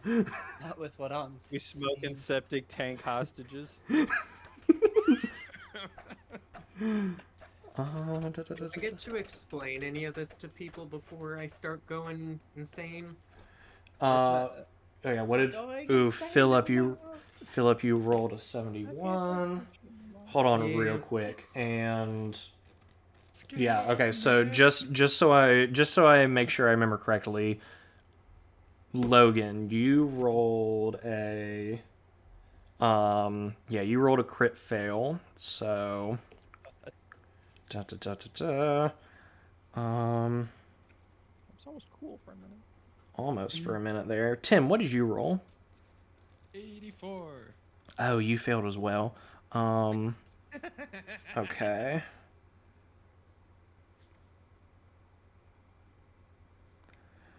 All right. And Philip.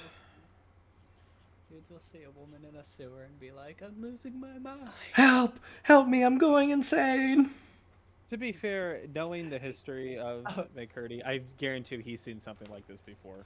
He probably has, and he reacted just as badly when he saw it the first time. Da-da. PTSD. Yeah, no. It's coming back. And you, McMurdy, whatever happened after you saw that woman trapped in that septic tank, you just knew you had to get the fuck out of there. You immediately fucking drop the gun and sprint back towards the fucking U-Haul. Kurt's right there with you. I mean, right on your tail. You're both booking it. You're Down under it now. yeah, you fucking crawl underneath the U-Haul. McMurdy, you grab Kurtz and fucking bring him down with you like you're about to be shelled by artillery. You're both fucking out of it for the next couple of seconds as you just wait for it to resolve. Herman is also particularly affected by this. It conjures up memories of some of the worst places he's been, where he's seen some of the most depraved acts, all in the pursuit of knowledge and anthropology. And once again, he sees what knowledge brings him and what knowing, what it means to truly understand the darkness and the depths of the human psyche and what people will do to each other in the pursuit of religion, in the pursuit of holding on to somebody. Young Sheldon story. Is Herman also running away, or just kind of like stunned in fear? You're stunned in fear. You take a couple of steps back and just, you find it hard to look, but you know you can't look away. Is he still able to kind of explain what he knows? Yes. As part of your coping mechanism, you begin to rattle off the different instances that you've seen this and try to fit it into your realm of understanding. Really, you're saying it just as much for yourself as you're saying it for Anzu and the two idiots that fucking booked it out of there. Okay. Anzu's firing. Oh, you're just fucking unloading right into do the... I know with my check if that's a good idea? Is there any way I can be like, no, don't, if it's a bad idea? No, don't. You're beautiful. You're so pretty. Don't. Like, is death contagious? If we kill something that's already... I would say death is a contagious condition, actually. Because this place on fire. Yes. Anzu, please roll me a firearms check with a minus 20% penalty. Minus 20 after passing my stand? Dang. She's a small target. She's all amazing. Oh wait, yeah, no, you got a 22. I lied. Yeah, never mind. You can just start ripping it. Just kill her. Roll me that firearms check. 14. Oh fuck. A 50. Yeah, 14 on a 50. The 9 mil. I am going to have to ask you to roll another sanity check for me, though, in order to inflict violence on this helpless, innocent woman. Oh yeah. Sure. Yeah, no, Innocent. yeah, not desensitized covered. to violence. Oh, are you Hold on. desensitized to violence? No, I said I'm not. The violence is escalated. Okay.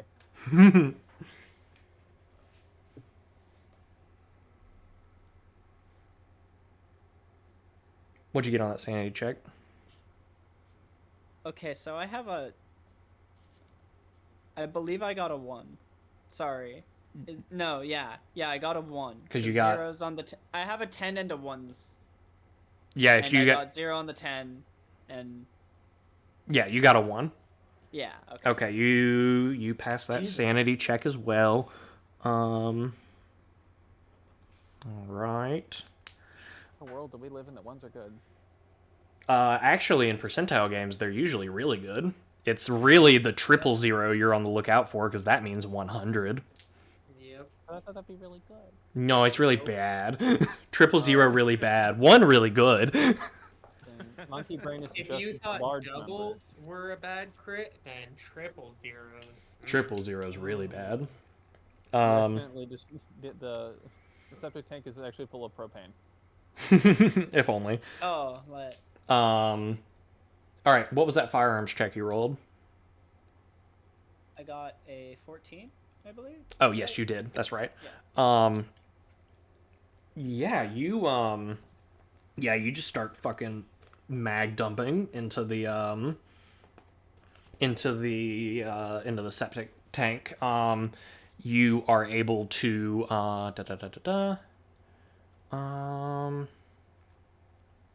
hold on, I have to read this little blurb.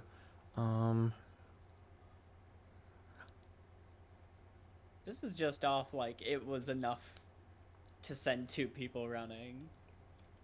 One with I a mean- gun. A bigger gun. Yeah, like, nah, fuck it. No, I'm I mean, shooting. it's pretty fucked. All right. This person can no longer exist. In What's the world damage governed your by pistol? Delta What's the damage your pistol does? 1d10. Go ahead and roll me 1d10.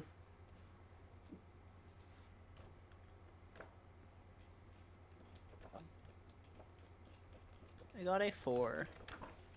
You got a 4. All right. Instantly, right? No, it doesn't. You tag her a couple of times. You see huge chunks of flesh just fucking blow off of her. She screams and runs into a corner of the septic tank and pleads with you. As well as somebody with what is essentially bones for legs can. More of like a hobble. It's a really small area. A couple of the bullets ricochet around inside of the septic tank. One of them actually glances off the lid and shoots off into the woods. She just screams and pleads, asking why you're hurting her. Please stop. Why? No. Just get me out of here. She cries and says, I can't die. I've been here for years. Please help me. In a horrible croaking voice, gurgling with blood as one of the bullets finds one of her lungs and fucking shatters it. She coughs and says it won't be enough. No. It won't be? What are you? She's a thrall, I think. That, Dead, but not Fuck is really a dead. thrall? What's the smart man thought? She's that dead, but counts not as really a dead. supernatural entity, right? That count. Just shoot it. Okay. Wait, actual question, Keegan, for like some role playing purposes. Yeah. How many seconds has it been? I would say that McMurdy and Kurtz probably book it and ran pretty quickly. Before you make it to the U-Haul, you hear Anzu start ripping shells into into the septic tank. You hear him ricochet, and that kind of makes it worse for you. And you know, you grab Kurt. When you hear the shot ricochet off of the lid, you actually grab Kurtz and like pull him under the U-Haul like you said you were going to. As you hear her scream and plead, you kind of start to like get your bearings and calm down a little bit. You're still not ready to come out. You still feel like you're in imminent danger. You can hear Herman half mumbling to himself as he tries to explain what's going on. Oh, the reason why was that from like a role playing perspective, I was thinking that he was thinking that she had a grenade. She hasn't exploded yet, so probably not a grenade. So that's sort of the like, wait a minute, it might just be an emaciated woman. Mm-hmm. Okay, so that's why he's quiet right now, at least in my mind. He's counting. Yeah, you've counted you've counted past 10 at this point. There's no explosion. Yeah. Yeah. So I'd imagine now he is curious enough to go try to come back to them. It's going to be a little bit longer before you crawl out, but you're on your way to calming down.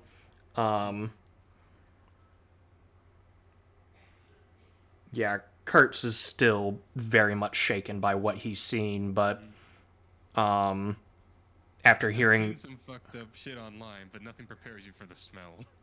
true, it's different when it's not behind a computer screen. Real septic hours. Yeah, Anzu's just yelling at this lady. What are you? Why? Go yourself, demon. Can Herman go over and just close the septic tank? There's really nothing stopping you from doing that, actually. Herman's gonna go over and just close the septic tank and kinda make sure he's very clearly visible to Anzu while doing that so he doesn't get shot, but figures best for them to regroup and talk about this. Does We can Palmer get need through to it as flip a late team. start on a bitch?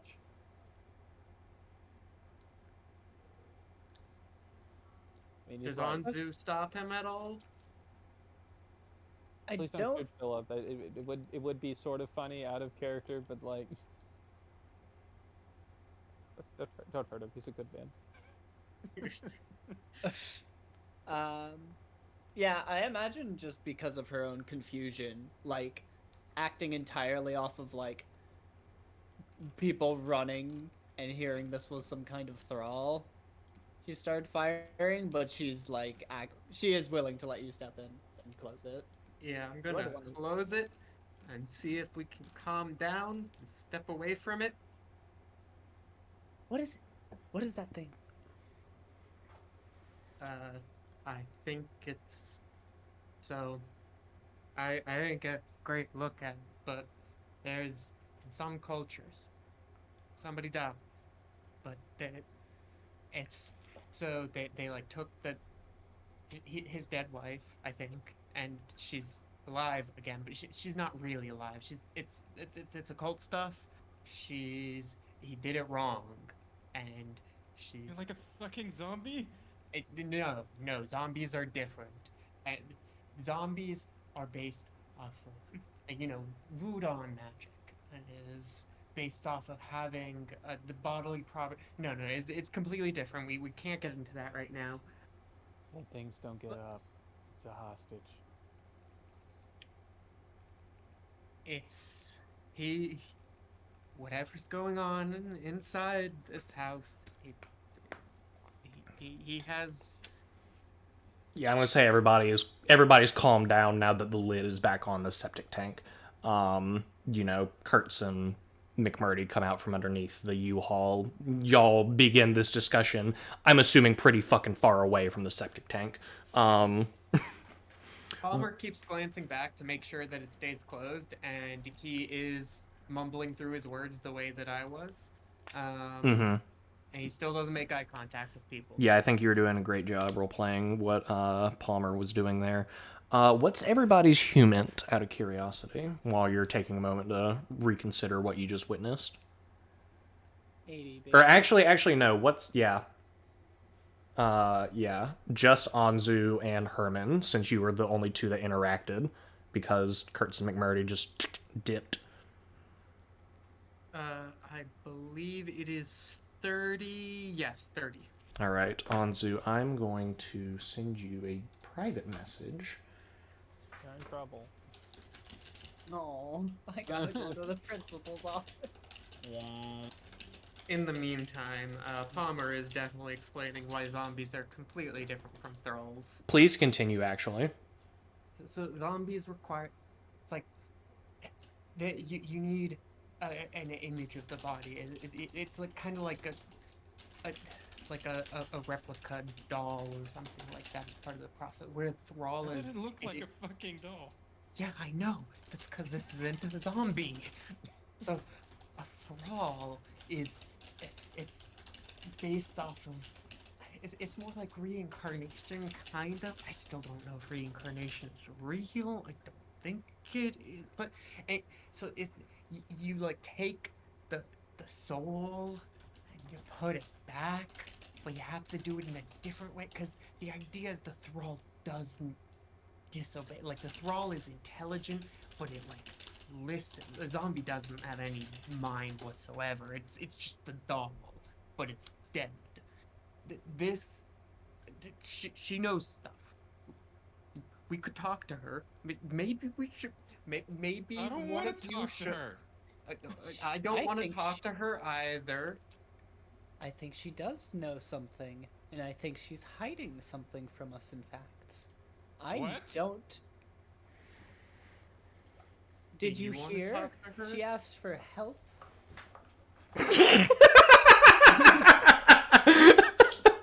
Sorry. She asked for help, but particularly, she tried to frame herself as helpless. What did it do? What It did could it do? take bullets. It refused to explain itself before we opened it. It, even though it showed itself to be perfectly capable of speaking when it wished. But you know that could all be an adrenaline rush. Like you can take a bullet and survive. You can lift a car, things like that. It told me bullets wouldn't be enough, actually. Glance back at the septic tank. Is it still closed? Still closed. The banging has resumed, though. Very faintly, you can hear it over the sounds of your voices. Gonna give the Alright. key ring back to Curse. Go lock it. You opened it. Go lock it. No! No. I'll lock You take it! Turns it over. I'll to lock the it. only other sane one. We lock it. I think we should investigate the house. And then we'll figure out what's going on here. But the program needs to know about this. I don't know Well- about you, but at this point, no one else comes out here. All we had to do was destroy the evidence, right? What was the talking about? With my earlier occult roll, do I know if there is any kind of danger of like, if the evidence isn't handled properly, it could spread or whatever? It being the undeath, or Yeah. Like, is there some weird toxic goo in the undeath that if it's not handled properly, it's bad?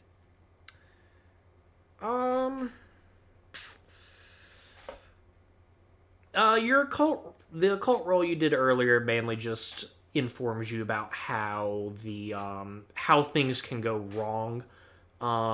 However, a common aspect that links many of the different myths that you're pulling from is that fire does tend to cleanse this sort of incursion. Okay. Listen, all I'm saying is no one's really gonna care It's a if we hostage. burn this place and just wipe our hands of it. The question being raised is if that thing has some kind of innocence, It's a to which we person. shouldn't. But the thing is, we're here to cover this all up anyway. Mm-hmm. We're here to recover things. This is something to recover. Oh. We're here to clean up. That was the one thing she made clear. That was for your error.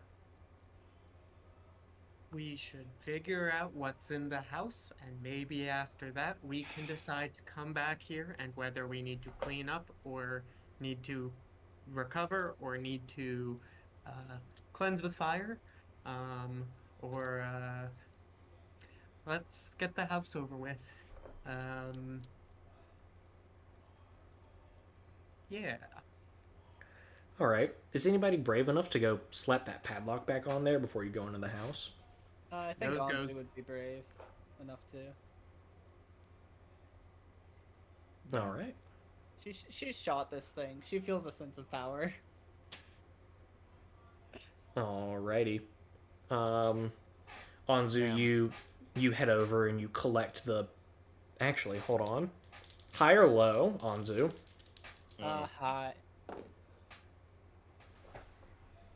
The padlock fell into the septic tank.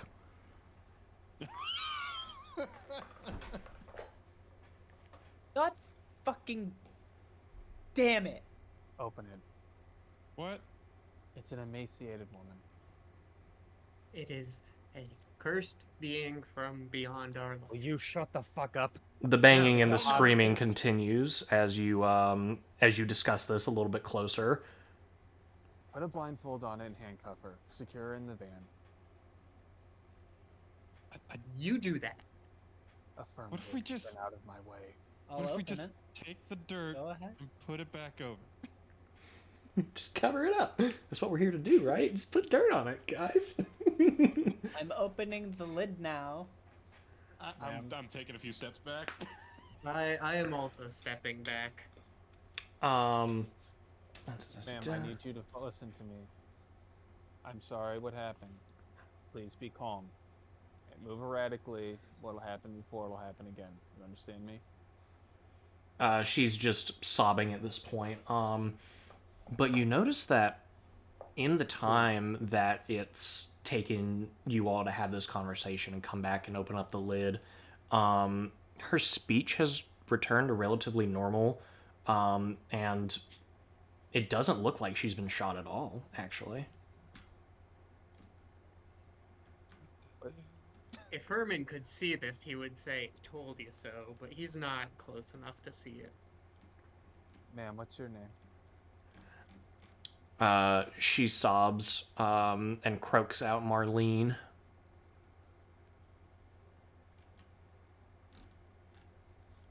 Yeah, wife's name.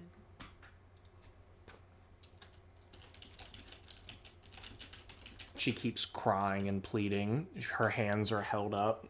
She begs you not to hurt her anymore. She's already suffered enough down here, having her skin constantly fall off and grow back because it's just being eroded by the water.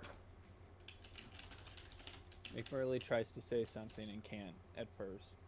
She's actually looking at you, McMurdy, and she's pleading to the humanity in you to please get her out of the tank. McMurley, I offer her a hand, and I ask her to turn around. So you're... Okay. I'm sorry, can you explain what you're trying to do? You're...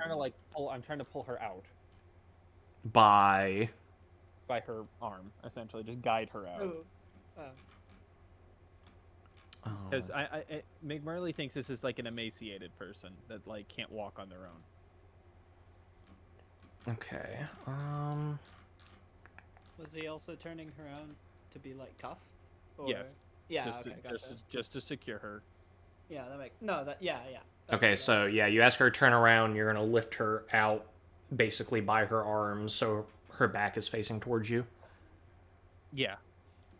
Okay. All right. You begin pulling this frail, naked old woman out of the septic tank. And you set her down on the ground. What's your unarmed combat stat? 60%. Please roll me an unarmed combat check. That's not good. It might just be to grapple. 35. Yeah. As you set her on her knees, she actually spins around, and grabs onto your arm and onto your face and sinks her teeth into your shoulder. Oh fuck.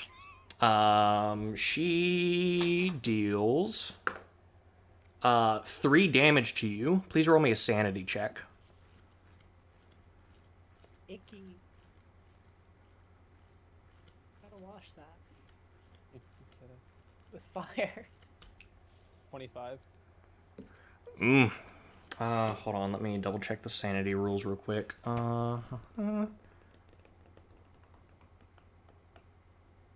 Here we go.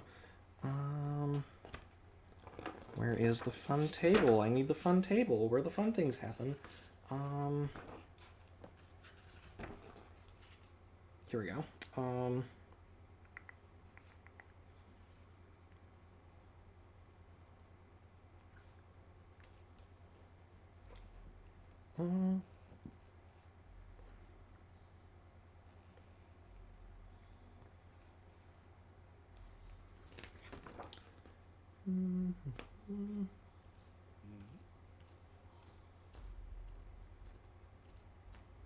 Oh, yep, that's what I was looking for.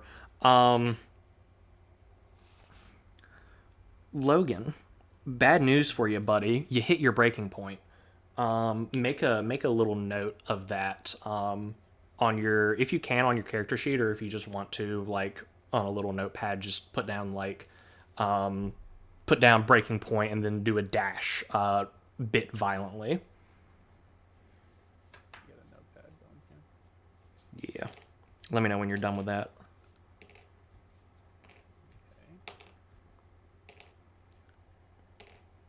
Okay. All right. So, yeah, when she spins around to bite into you, there's a moment where you make eye contact for a split second, and the exact thing that you were worried about earlier happens. It may not be a grenade, but she wants to kill you. You know the look in somebody's eyes when they are... You've been caught in hand-to-hand combat before and, had to experience being on the razor's edge of living or dying, and as you see her just rip into your shoulder, you feel jagged teeth sink in and rip out a chunk of flesh as blood gushes. She greedily eats the meat that she peels off of you and pushes you away and starts to run into the forest. Shoot it. What's everybody's dexterity? 11. Dexterity is 14. 10. 12. All right. Marlene has more dexterity, and after she rips... How combat works. There isn't really an initiative score. The initiative score is your dexterity. You don't roll. It's just whoever has the highest dexterity goes first. Marlene is going to go first. Yeah, essentially speed. And Marlene is going to go first, followed up by Tim, then Logan, Maya, and Philip. And Marlene, after ripping that chunk out of McMurdy, is filled with a new sense of energy, and you see her just fucking bolt into the woods faster than any human can run that you've seen before.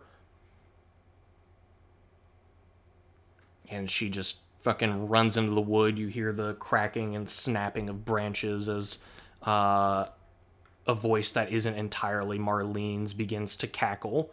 You hear it fade into the distance. Tim, you and Logan have enough speed to give chase if you are able to act quick enough to give chase if you want to. Anzu and Herman are a little slow on the draw. But I got a gun, so y'all can do that running shit. The thing is that the septic tank is close enough to the tree line that you would be taking a penalty to trying to hit her because she's covered. She has light cover with the trees. Fuck. I don't want to do this. You want me to go? Yeah. The Marlene takes her turn just sprinting into the woods. Tim, you only do one action a turn. There isn't really like a bonus action, move action, free action. You spend your whole turn of combat. Combat in this game is meant to be quick, brutal, and hectic.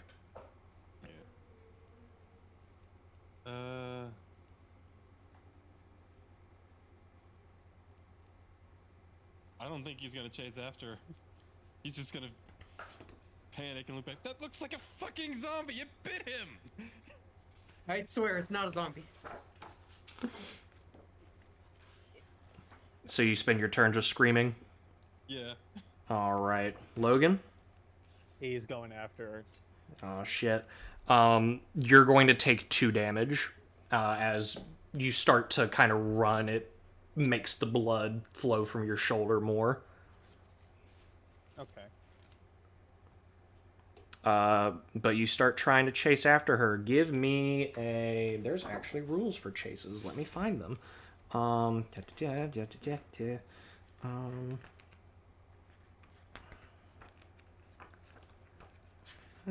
here we go. Oh, wait, was I wrong?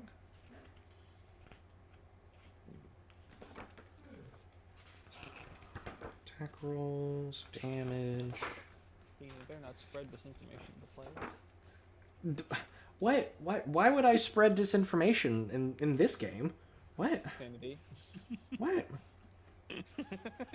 Why would I lie to you? How dare you? I don't know.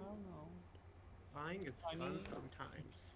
It's not like both the handler's guide and the agent's handbook say that Delta Green is about lying. It's about lies at its core. Why I guess is it? kind of hard. The true U.S. government experience. I'll read the selection that's particularly encapsulated. Actually, the true U.S. government experience is 6 different people emailing you 6 different forms, and none of them knowing what the other forms are about. Charging you for it? What was that? Oh, here it is. You get charged for it for not knowing? Yeah. Yeah, They Logan. might be delayed. Who knows? Logan, give me an athletics check.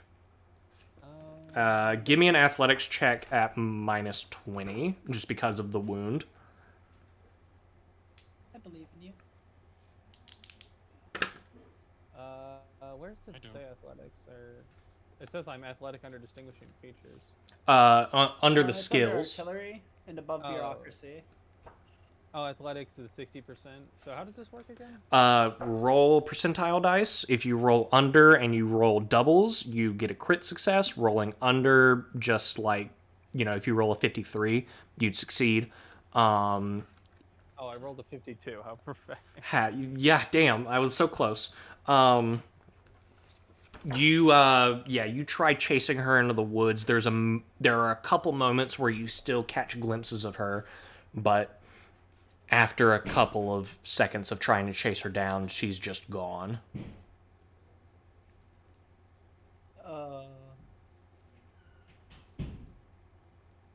Yeah, to give you a little bit of insight, she rolled a crit success on her athletics roll to escape the pursuit. So Right. I'm about to put this gun in my mouth. Oh, that's so. We're actually Oh, we're doing. Considering fucked. we're U.S. government agents, we're doing extremely well. Are we? Yeah, we Yeah. haven't accidentally burned the place down yet. Oh, I'm about to purposely burn this place down. All right, now we're living up to our. maybe that was a good idea about 10 minutes ago. Yeah. Maybe the people who have the guns should listen to the smart people sometimes. Yeah, the military What did I do? listens to civilians. What did I do? I shot it. I shot it immediately. You did fine, except for when you gave our names away. There is a creature. Maybe you should have shot it more.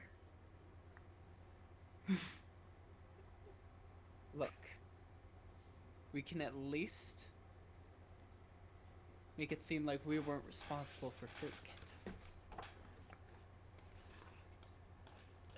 I don't know how we can catch it now. Can I roll on occult to see if there's anything about how to lure thralls or something like that? You can try. Can Nope. I roll cold just knowledge of like, is this guy that got bit by a zombie gonna be a zombie? Mm. Can I patch myself up? Okay, 38 so out of 80. um,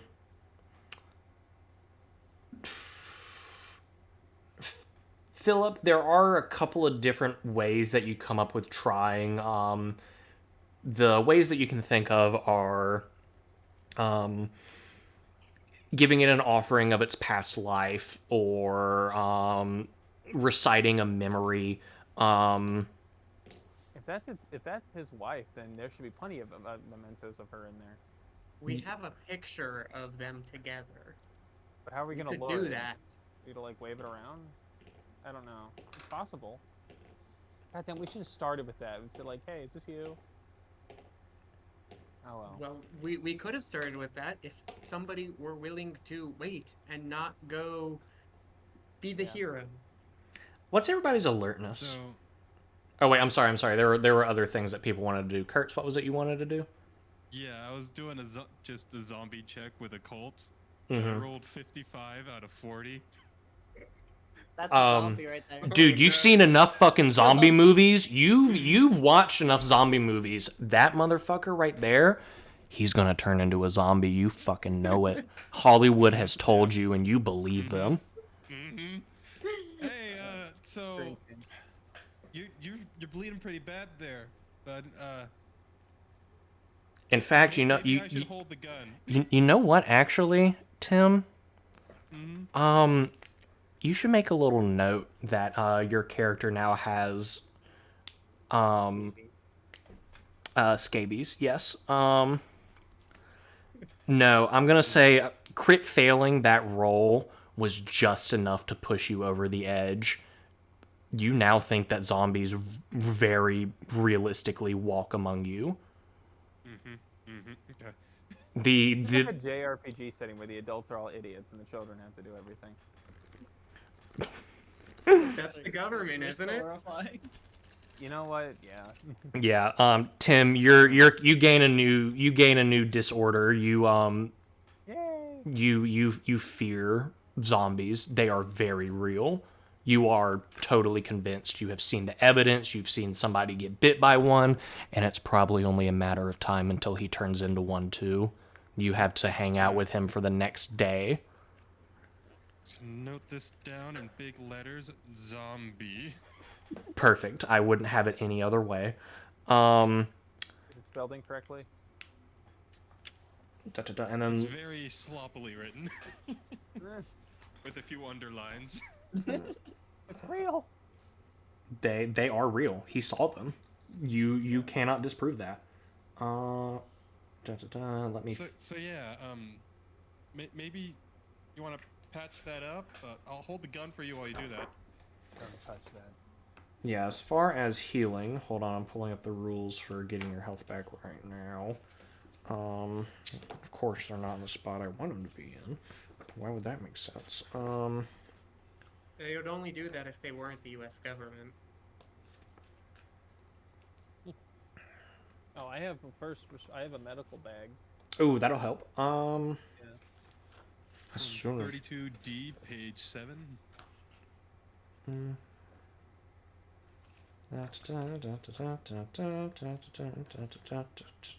Wait. Oh, no. Wait a minute. Wait a minute. I'm still learning the rules, everybody. Oh, here they are. Yay. Of course, on the very next page that I was holding my thumb on, but I went beyond it and was going backwards. All right. Let's see here. All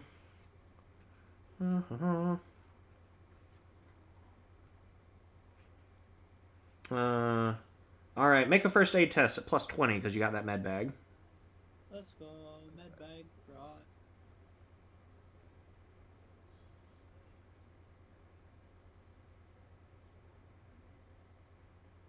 trying to fix him. I'm just giving you a very intense look.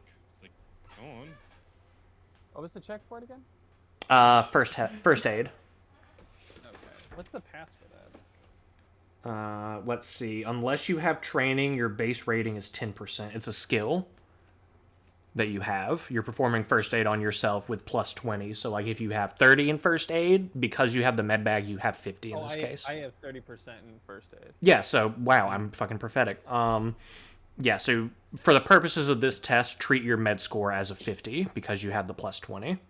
So Okay, so how does it work again? Like, what am I aiming for to pass then? you are 50. wanting, yeah, you Under want 50. 50 and below is what you're looking for. Okay. Ideally, you want 11, 22, 33, or 44. Very much ideally, that's what Yeah, you want. yeah. I got a 26. All right. Hey. That's not one of the good ones, but that's an okay one. Oh. We've gotten a lot of bad ones, so I'll take anything. You're able to staunch the bleeding, but you only heal 1 HP. You'll be fine for now. And it's that bad? Jeez.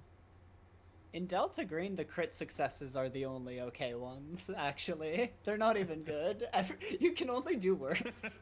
Yeah, a first aid test immediately heals 1d4 HP. A critical success doubles the amount healed. A fumble inflicts 1d4 damage, and I rolled a 1 on that 1d4. So if you crit fail, you could do two times as much as a crit success. What the other direction? So a success means you heal 1d4. A crit success means you double whatever you heal. So, like, if I had rolled a 4, and like I did just I then. don't know why. I thought you said the best you could get was like I only heard it like you could get like 1 health, and then the best you could get is 2. Oh, no. You heal 1d4. It's just I'm rolling for your health check for how much you heal. Sadly, you only healed 1 HP. If you got a crit, that would have been 2. And on a fumble, so a fail just doesn't heal you, but a fumble, so if you were to roll 55, 66, 77, 88, 99, that would have been going in the other direction. You would have done more harm than good. Okay. Mm-hmm. That's tough. All right. Yeah, tough nuts. While Oh, alertness. yes, what's everybody's alertness? I gotta check this. 20. 60%. Nice. Nice. 20. Logan, you have 60. Maya, you have 60. both of you. Actually, hold on. Let me roll some dice. Roll bones. It's fun. Oh yeah. Actually, everybody is able to hear it. You does who here watches Red Letter Media? Show of hands. I watched a few of their videos a while ago. I do remember distinct photos. How does it feel to have everything you know but love and know die? Hold on. I'm posting a clip here for what you hear. Old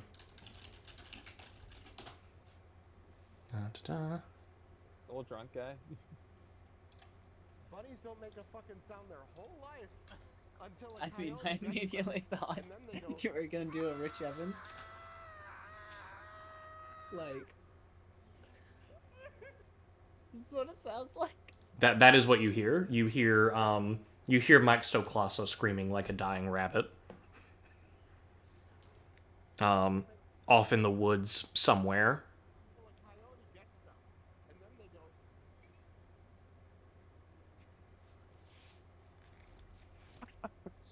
It's true. Eating though. rabbit. You hear the death of a rabbit, and the two of you with the high alertness, it's a little too close for comfort. The fuck was that? Rabbit. Rabbits Eating don't it, make so that run sound. after it. When they die, they do.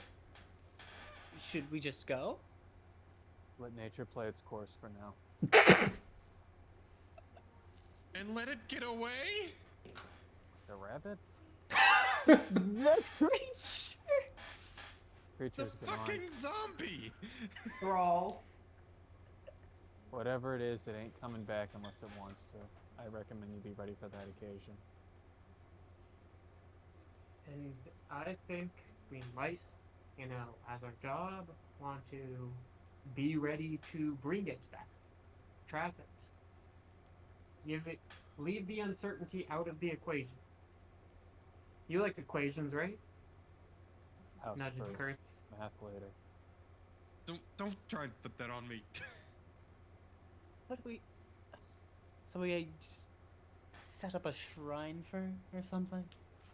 What could bring it back? How do you trap that? Rabbits, apparently. It might be hungry. Things from its life that it would want to see again. You know, an offering of real Merlin, not whatever that is. Whatever it is has been in there for a long time. Who knows what it's been injected with to keep it the way it is, so its systems are going to crash. We'll probably be recovering whatever slumped over remains of it there are. Its heart probably will blow up like a rabbit. Or it's patient 0 of the zombie outbreak, and we're all fucked. I thought we agreed this was magic. I think magic may break some of the rules. Something we're ripped out of assuming my here. shoulder, and you two idiots are talking about things from a movie? Well, yes, because they do exactly what she did. You never dealt with addicts, have you? No. Addicts. Kurtz refuses to believe it already like refuses. This is a tweaker to him. He just got bit by essentially a fentanyl addict. I mean, Yeah, I lived in Florida in the past. Yeah, you'll never Character, served and protected in honestly. Miami. out of character, honestly, yeah, but nah. Like, this is someone who will. This is someone that you can put his nose in and he will still refuse to believe it. So.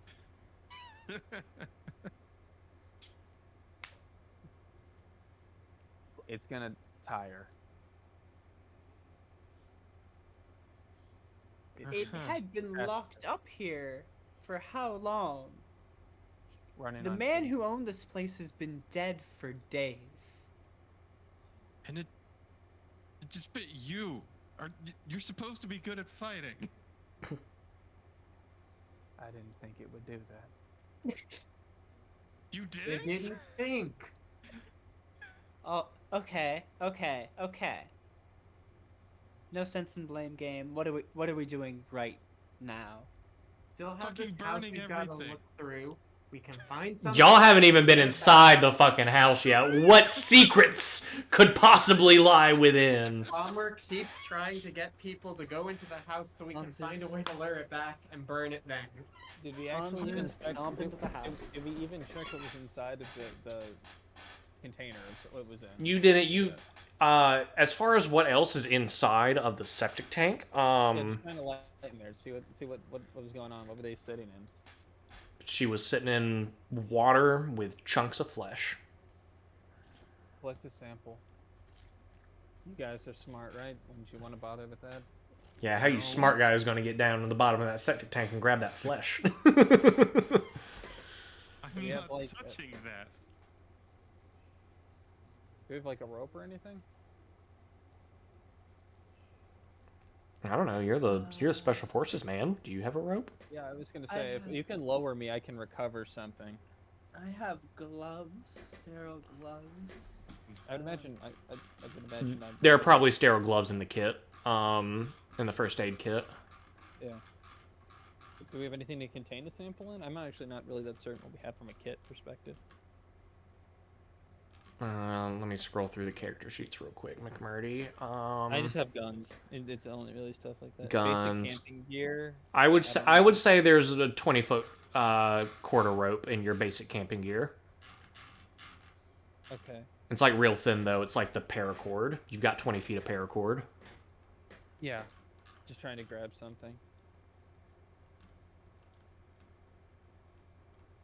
Wait, I would also like to point out, aside from the house, there is a shed that you haven't checked out yet. For future reference, Keegan, something I forgot to remind you from my sheet. I succeeded sand roll triggered by violence or involving them. Oh, yeah, I forgot you're desensitized to violence. Shit. Yeah. I complained of that because I was role playing that one pretty like that, but yeah, just for the future.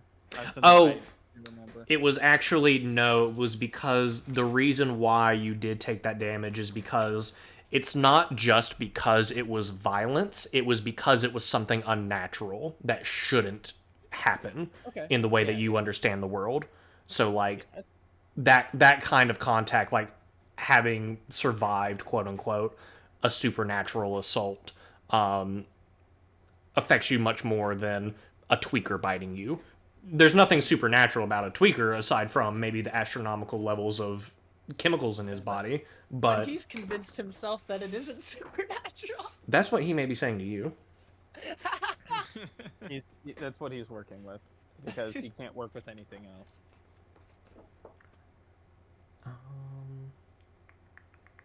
What was I just looking for? Oh, that's right. Yeah, because real quick, before we go any further, I would just like peeps to update. Oh, yes. All right. Logan and Tim, since both of you reached your breaking points, you must now assign a new breaking point. Your new breaking point is equal to your current sanity, which both of you are at right at the breaking point number 48 and 52, respectively. So it's san minus your power. So whatever your power stat is, which is like the force of your will. Minus 10 then. All right, so Tim, your new breaking point is 42, and Logan, Nice. Where's power on the sheet? it's with the stats with like strength, dex, charisma. Oh, I'm dumb. 36. 36 is your new score. Mhm. Cool deal. All right. Yeah, just make a note for yourself that 36 is your new breaking point and 42 is your new breaking point, Logan and Tim. Alrighty. Alright, now that the bookkeeping is done, what's up next, y'all? What's the plan? I thought I was gonna get repelled in there to grab flesh or something. Oh, yeah. Someone hold someone hold the rope, please. What is... Does anybody have a survival skill over 30%? Nope. Nope. Does anybody have a survival over 20%? Mine's 50. Where's the helpful table I was looking at? Nerd gang. Nerd gang. Nerd gang, nerd gang. Okay. I'm just gonna say that you have enough time to get in there and everybody can help pull you out. If they want to, I mean, I don't know, somebody might want to leave you down in there. I still have a weapon. Your weapon can't shoot out of the hole if it's closed. That's grim.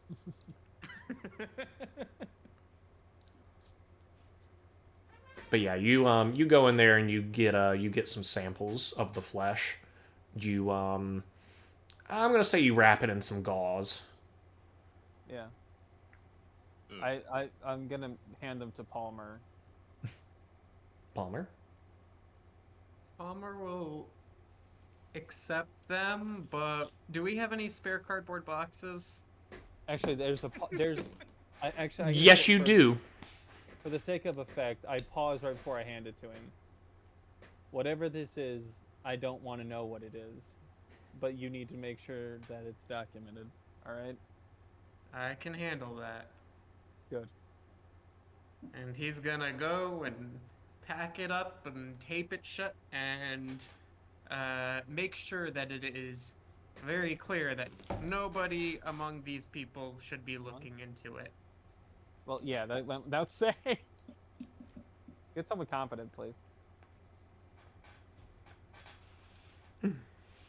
I think we've exhausted this thing. Anything else around the perimeter that's worth noting? Shed. Shit. Let's check it. House. Roger. Oh. Shed and Shed house. here already. What's first? Shed's smaller. Yeah. The house, When you went into the septic tank, did you get the padlock back? That's probably a good thing to Sure. remember. Sure. I'm gonna say he grabbed it and chucked it out. Get back in there. Ha, okay. What, you gonna padlock the septic tank shut again? Not yet, No. but I think it's good to have in case we do need to trap something. Okay. You go in the timeout septic tank. Bad. Your character is having a very spooky moment into the dark box. We're gonna put you in the happy chamber. In moving on, in the shed, surprisingly it's actually not locked at all. You pop it open, there are a bunch of miscellaneous tools for yard keeping. There's some some stuff for some plumbing equipment.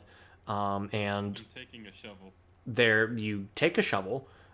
Also of note among everything are 1 gallon cans of gasoline filled to the brim, 20 of them. Oh, we're gonna need those. We're gonna need those. Could have used those. We're gonna need those. You don't have this much for no reason. There's no large equipment around here to fuel it either. There isn't even a generator. There's one reason to burn it all. Why?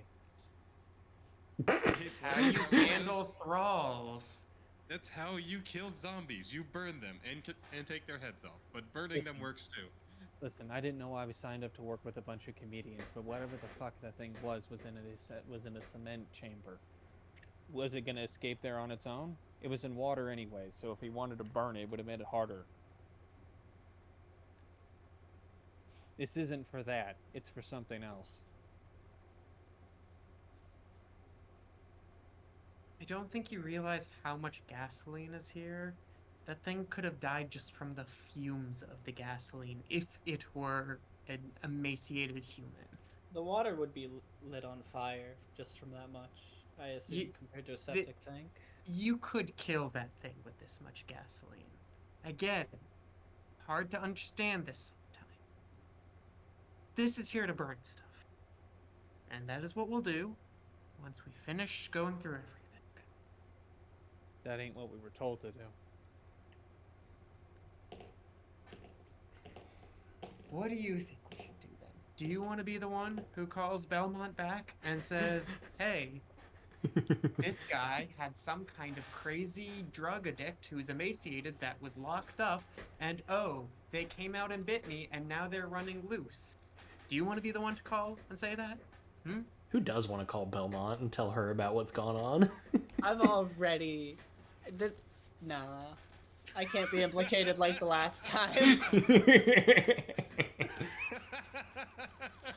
I If reported you that- want to do that, you Uh-oh, can. somebody has to call the boss. I'm going into the. Alright. To the house while we make this Listen. call. We call Oh. her. She's just gonna say clean it up. You're making the call right now before you've I don't resolved know. the situation? Wait, so the only thing noted in the shed is just normal shed stuff and an abnormally absurd amount of gasoline. You got it.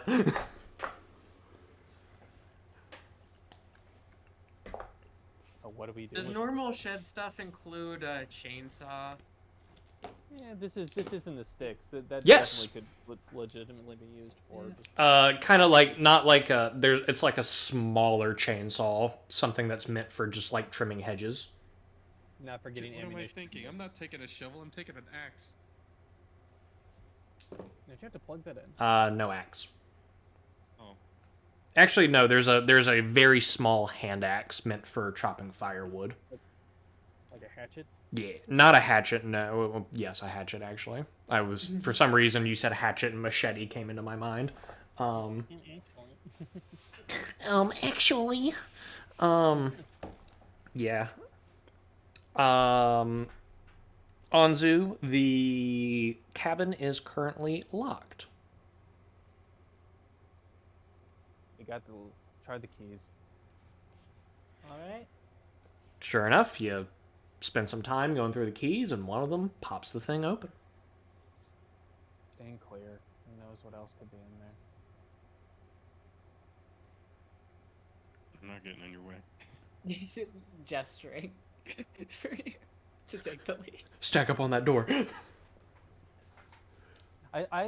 This is the most realistic way that nerds would have someone like McNerdy too, is that whenever he speaks, they're immediately smarter than him, but immediately when there's action to be taken, they hide behind him again. You've got the bigger gun. Yeah. Well, to be fair, I'm pretty sure McNerdy's done a breaching clear before. I don't think they have a grenade or anything, but that also isn't really what they're there to do either. I do love the imagery of it. How old is everybody else? Because I always thought McNerdy was the oldest. That's how I imagined it, at least. McMurdy is probably the old. Well, no, Mr. Palmer, maybe? Palmer, yeah. Palmer's 40. I He's got a you beat by 4. university professor. I got you beat by 4 years. I thought, Yeah, yeah. Kurtz I is imagine I'm 35. 38. I'm the young one. All right, who's going in there first? Not me. Give me a light. I'm gonna say there's one underslung on your SMG. I also have the night vision, so what am I watching? Oh yeah, you have nods. What are you talking about? Everyone else Oh, I just walk wandering in the dark while you clear. There's Determine enough. that there's electricity going Oh, here. yeah. So is Yes. there a light switch? Wait, there's not a generator. How does he have electricity? There's a We electrical determined cord. it was on the There's grid. an electrical pole. Yeah, Yeah. Oh, I'm dumb. Sorry. that's okay. Small details. Can we just flip a light switch? If there's one in there, you certainly can. Not with the night vision goggles. McMurdy goes Yeah. in with nods, and then Kurt's come back in behind, flips the light switch. Ah! Yeah. That would be really Delta Green. Yeah. Can I roll an occult check to see if spooky things are less spooky when the lights are on? You don't need to roll one. I'm gonna say that is certainly how you feel. Spookiest things How do are I only roll when the for- lights are on. How do I roll to check the room, the foyer, essentially, if I've entered? I would say you'd make me an alertness check, but your alertness is 60. So you're going into the building now. It is a classic log cabin. At least it's meant to be on the inside. It's essentially just a like 20 by 20 room, just a big open room with like a bed up against one side. There's a curtain that you can see kind of drapes around like a toilet and a bathtub. There's a kitchen in the corner. It's all one story aside from some really dated decor, a couple of schmaltzy pictures of wilderness on the walls, and the fireplace. You see a lot of cobwebs, and at the foot of the bed, you spy a Vietnam era metal footlocker. And sitting on top of said footlocker is an envelope. Nothing It's living in here sealed so and far. it is sealed and marked with a green triangle. Oh, Well, we gotta recover that. yeah, but we need to read it first. Do we? Yes. Okay, wow. And Anzu's just going up for it. Alright.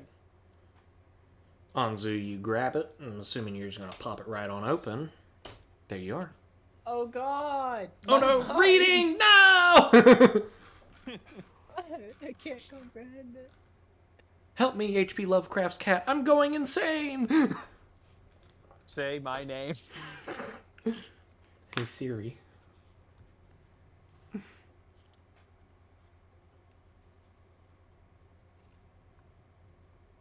Oh, we're fucked.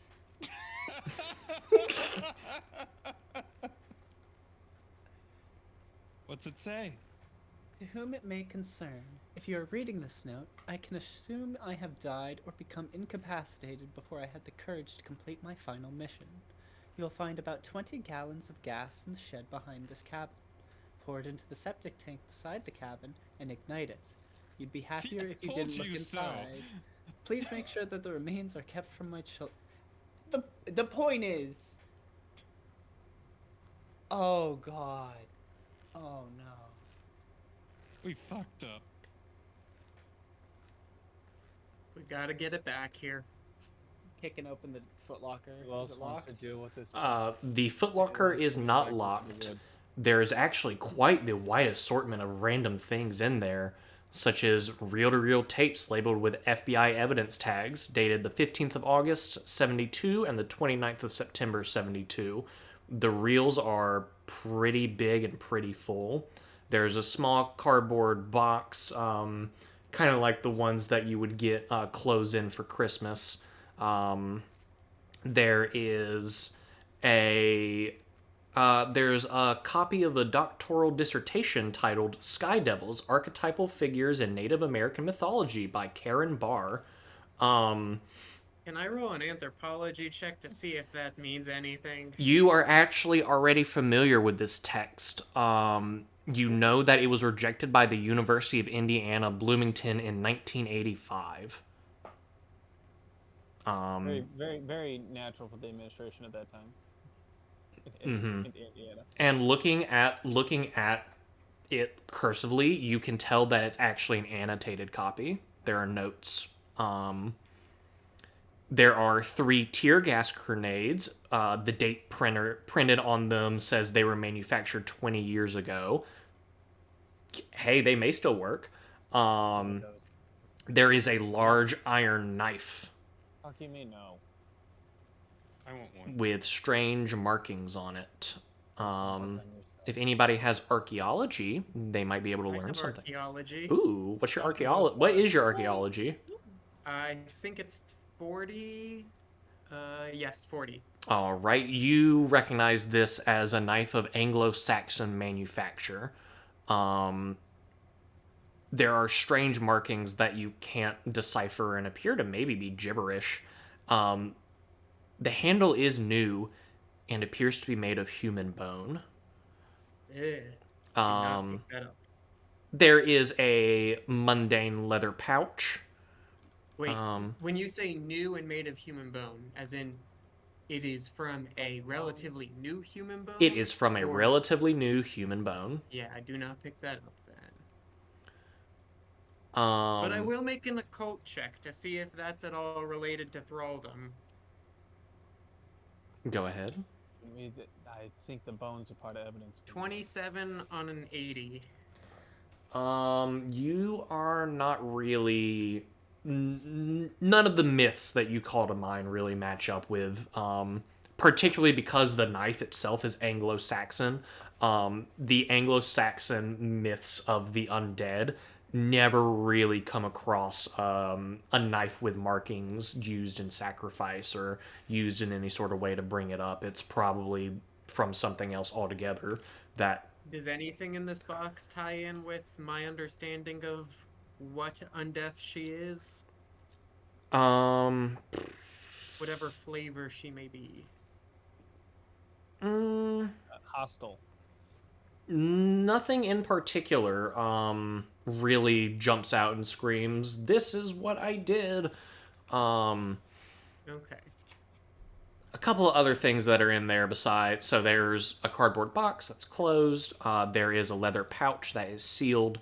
There is a glass sphere in there, and if anybody has any metal on them, if they reach in to touch it, they feel the glass sphere pull the metal towards it.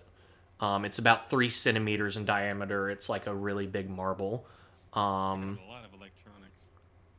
You do have a lot of electronics, and none of them are really enjoying it. Does anybody have science physics by any chance? That me. What's your physics at, dog? 40. You want to take a closer look at that glass sphere? Yeah. I'm gonna take a roll on that. Go ahead, roll that. Is a 61. All right, so you fail the roll, but you know enough about physics that this glass is far too magnetic for what the material should be. Please roll me a sanity check. Oh boy.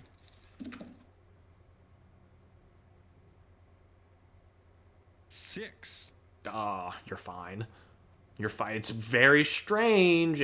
That's fucking weird. It's fucking weird, but I've seen weirder shit. The last thing that you find is a sizable file that's labeled Ventaja Corporation. Does anybody have points in language German? I do. Oh, you do?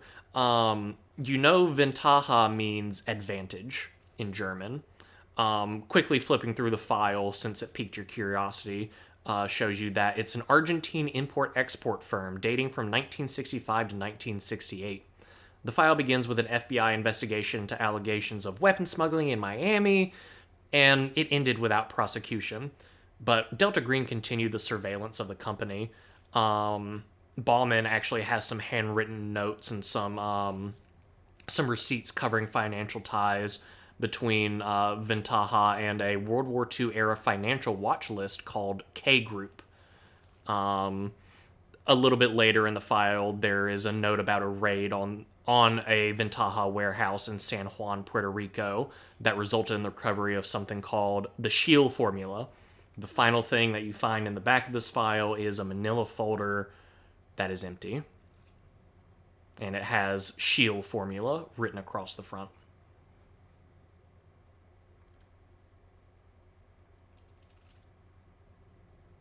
If anybody cares to examine the contents of the cardboard box, it has a neatly folded suit, a man's suit, that is very, very bloody. And then inside the leather pouch, there are black bear hairs, the teeth of what appears to be a human infant, and blue jay and barn swallow feathers. And those are the contents of the footlocker.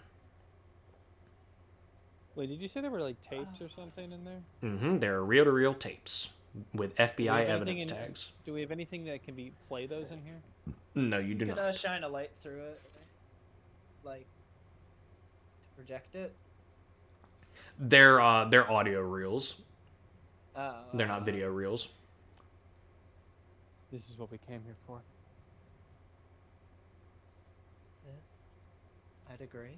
Well, I'm gonna Get it? look around to see if there's any other objects of interest in the cabin. Maybe weapons. What's your search there, buddy? Yeah.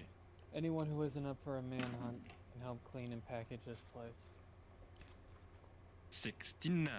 Nice. Critical success and failure. You So found that the fits. weapon. It turns out that McCurry's holding it, but you know, you found it. Hey, there you go. I found my gun. It's in my hands. It didn't go anywhere. You don't find any weapons, but you do notice that the plumbing has all been cut off. None of the pipes lead to the septic tank. He Air- did have an outhouse that they said was functional too, so the septic tank never was for its normal purpose. That's a conclusion I think we all could come to. House was full of shit. Well, The only other weapon that you find is the horrible furniture assaulting your sense of style.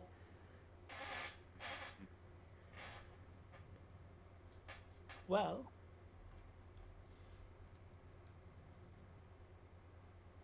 I have to consider our options here. I think being, there's one option. We need to burn everything. we need to find the escapee first. We take these objects and the documents, the reels. We're gonna we get those Take the back. chest. Yeah. I agree. The family wouldn't know of this location. This can be everything here can be fully extracted. It should be left to look like it was a cabin that belonged to no one in particular, a rental even. Anything that was his, gone. The question is, the letter to us. Do we hide that? Or do we say that we did it? Depends on how much that thing goes out there anymore. You're talking about the thing that you read out loud, right? Yeah. Okay. No. That thing ceases to be and ceases to be relevant as soon as we bag it. Let an autopsy figure out whatever it is. Or whatever, whoever it is. We all know that we'll never actually hear what it was anyway. It doesn't work like that.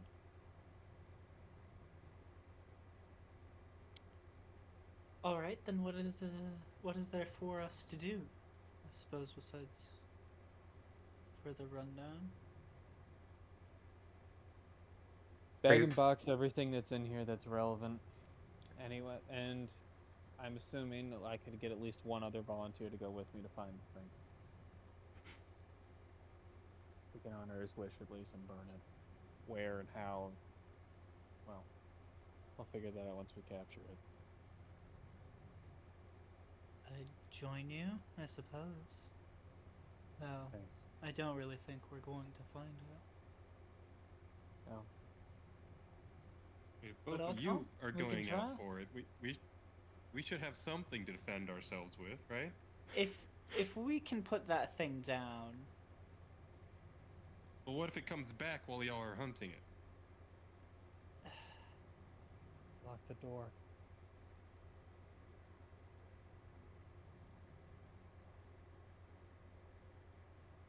You want to lock us inside? All right, y'all. I think it's time for you could come. you to organize a plan of action. Figure out what it is you're gonna do.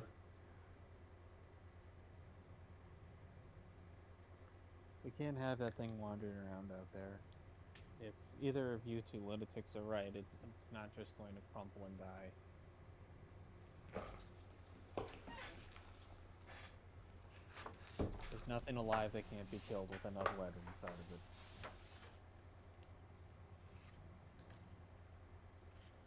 I mean,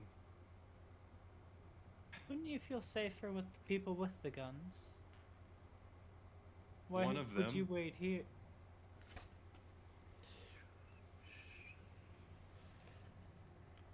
look, man, it's not Are that I you- have a problem with you. It's you got bit, okay? Bleeding stopped a while ago. I'm not running. That's not the problem. You got I'm not bit by running- a zombie. Haven't you watched any zombie movies? Yeah, I don't watch much movies. Oh my god. Listen, I'll get a full medical on my back.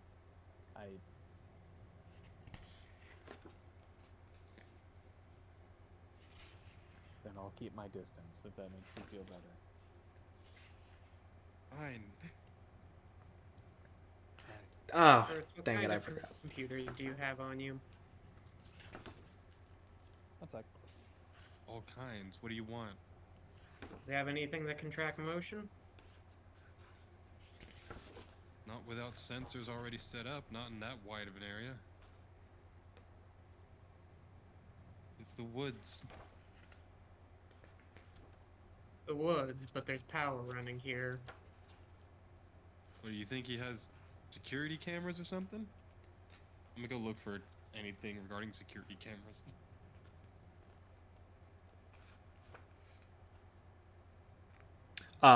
Security cameras on the premises? Yeah. No, none. He's a company man. He wouldn't be so silly as to record his own actions.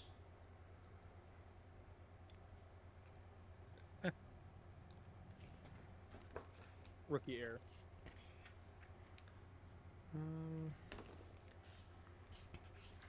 All right, so I hear two of you are Really going out. I think it's best to bring it here.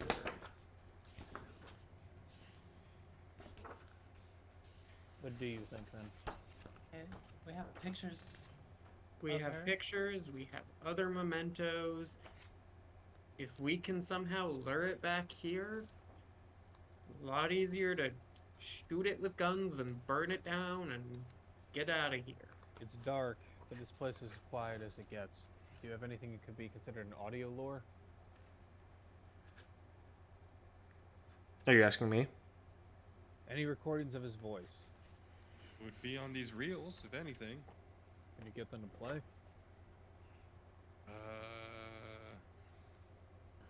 I don't think Kurtz is Yeah. carrying around a reel-to-reel. That's like dinosaur Yeah, technology. Yeah, it's like, These things are dated 1972. Maybe if you're lucky, they won't just fall apart when you start running them through a reel-to-reel player. When we took that, went through that like box of fucking documents, was there anything written to his wife? No, Music, anything. nothing written to his wife, unless you count the letter on the top.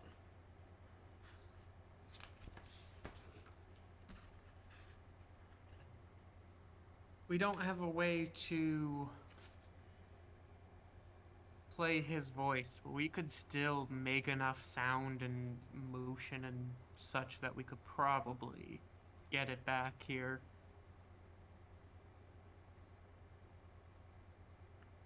All right, let's take a bunch of pictures out into the field. What if they And told? make what if some they told animal that it was coming sounds. back? She said she didn't want to see him again. That he was keeping her alive. That was before it mentioned anything at all. Do you think she was telling the truth? I don't know. We don't have much to work with now, do we?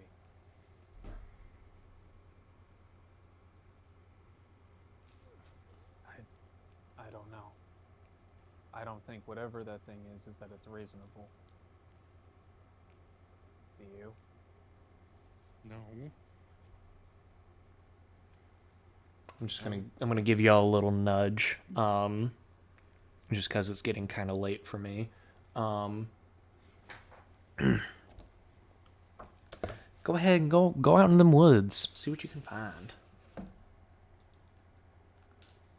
Yeah, that was our plan. At least two going out.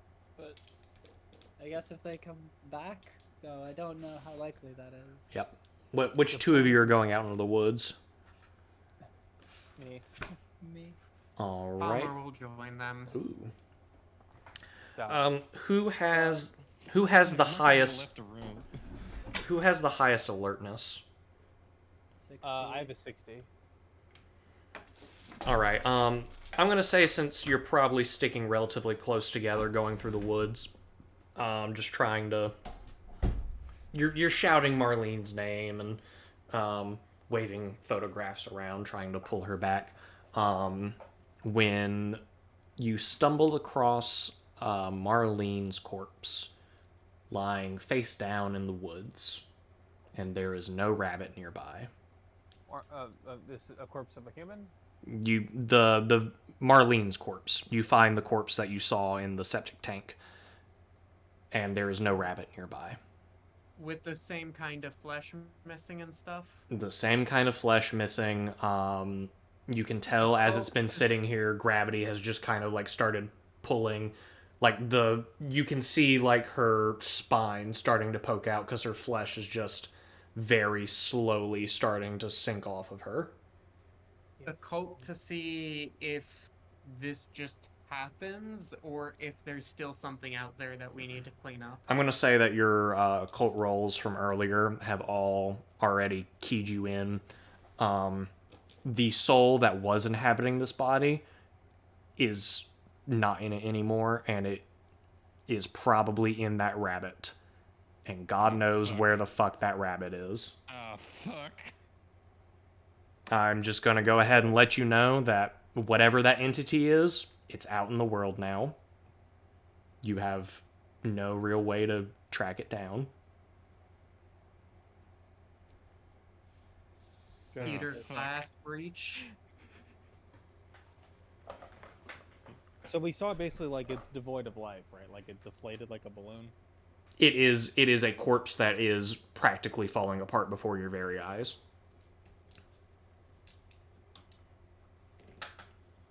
Well, we fucked up. We can't track it anymore. We should burn it.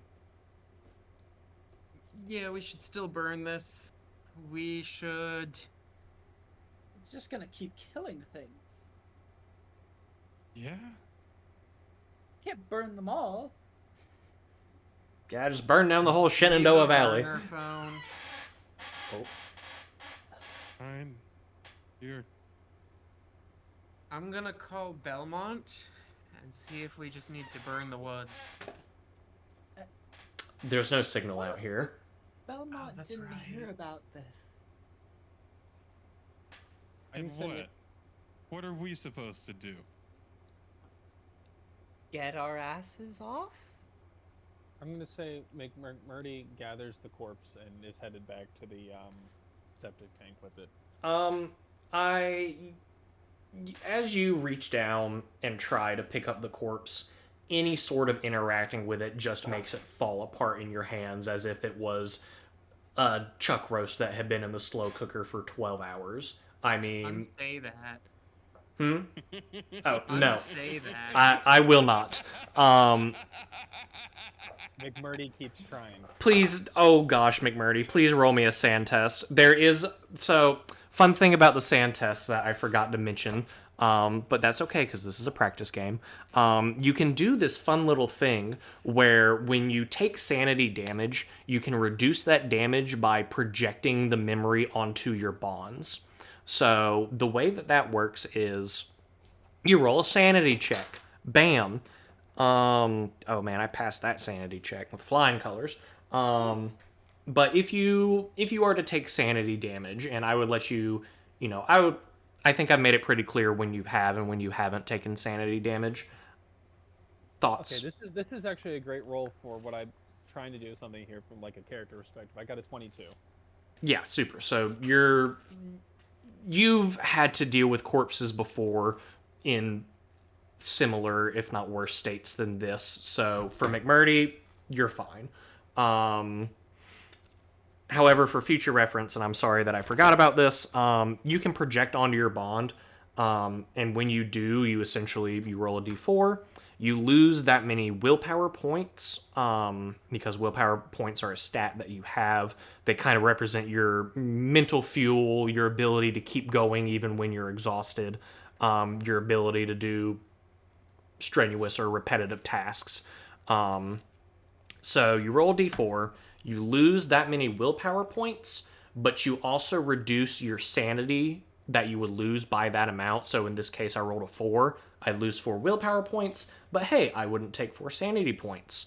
At the same time, you have to pick a bond to project onto. So McMurdy, for your example, the pizza place you really, really, really love, the place that does it just right, Wait, man. you love pizza too? Oh wait, no, I'm sorry. That's right. I was thinking about Kurtz. I got the streams crossed. He doesn't like much anything. The man is basically devoid of opinions. Yeah, your dog. That's right. You have a dog. John Wick over here. You would Old Snake is how I envisioned it.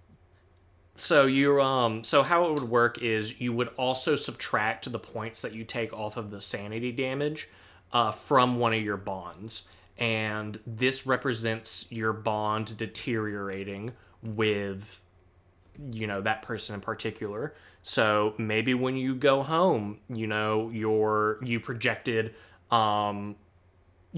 the stress of seeing the woman in the septic tank onto your dog, and when you get back, your dog picks up on the fact that something happened and you're sick, and the dog kind of like starts to hide from you. For example, a good thing that I can think of is if you're a family man, you project your stress onto your kids. You go home and you realize that this mission took you away from your kid's birthday, and you weren't there for their birthday, and The so interstellar moment. yes, real interstellar moments. But bonds are meant to kind of help drive role play because there's a whole section of the game where you're just living your normal life at home, and how the fuck do you deal with the fact that you picked up a woman's, a zombie, for lack of a better term, out of a septic tank in the middle of the woods, and then she bit you and ran off. And you know she's out there. You know something is out there. How do you deal with that when you're sitting at home with your kids and you're having dinner with your wife, or your favorite pizza guy comes over smelling like weed, like nothing's wrong in the world, but you know there's something out there. This is such a gut-wrenching thing from a roleplay perspective. I didn't realize how much like this guy would like stick with me a bit, but yeah, that's a horrible thing to imagine for him. Mm-hmm. And that's why Delta Green is so fucking awesome. It's just about getting worse. It is, yes. Yeah. It, as far as I'm concerned, the four of you have done an excellent job screwing this up. Oh, I was gonna say, I'd never played a game that went this badly, actually. Like, it was exciting. This is Oh, But cool. yeah, like 100% Kurtz is not going to trust anyone because they could be the zombie. it could be in the pizza man. What if Mm-hmm. what if the pepperonis on the pizza are made out of the same stuff that you pulled out of the septic tank?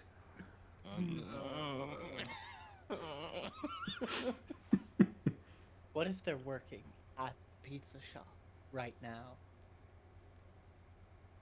I might go vegetarian.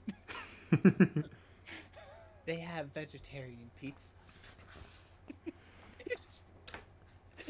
Anyway,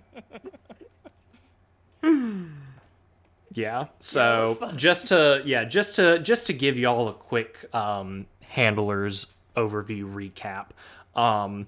Whatever that entity is, it's fucking gone. You've picked clean everything you possibly can of Bowman's apartment and his cabin in the woods. Now,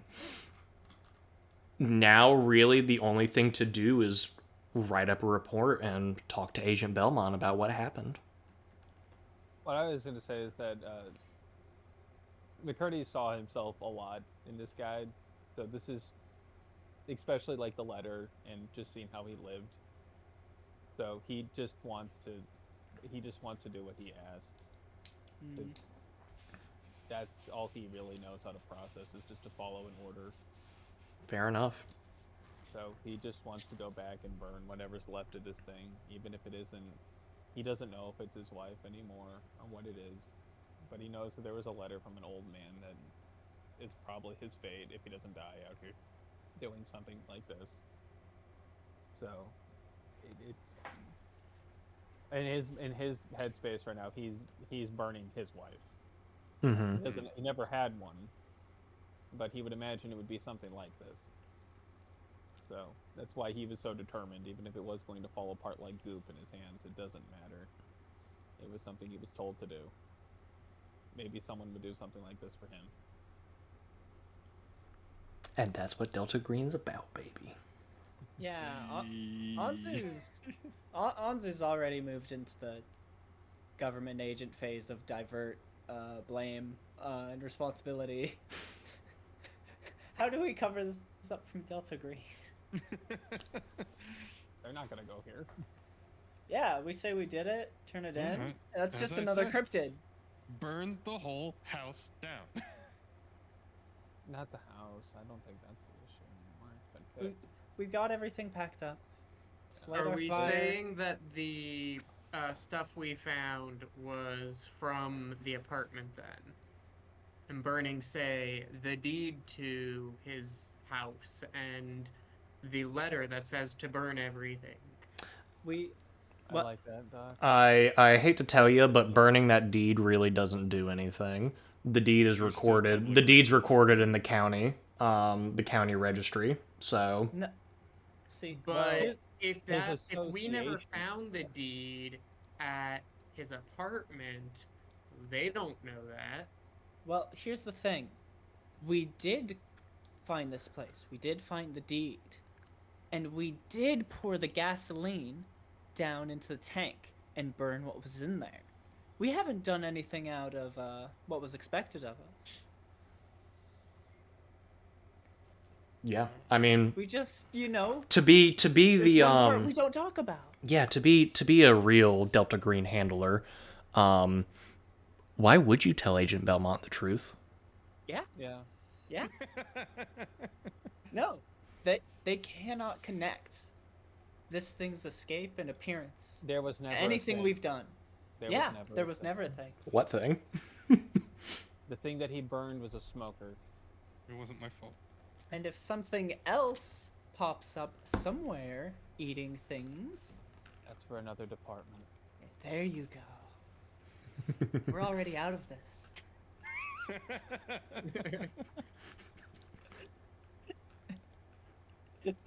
All right, Okay. let's enact this plan. Any discussion? Any? I would say McNerdy is watching essentially a human with the meat composition of an eel just burn in silence. Yeah, McMurdy. Just- McMurdy burns what's left of Marlene's corpse. There's a black spot in the grass where the remains of a human body once laid.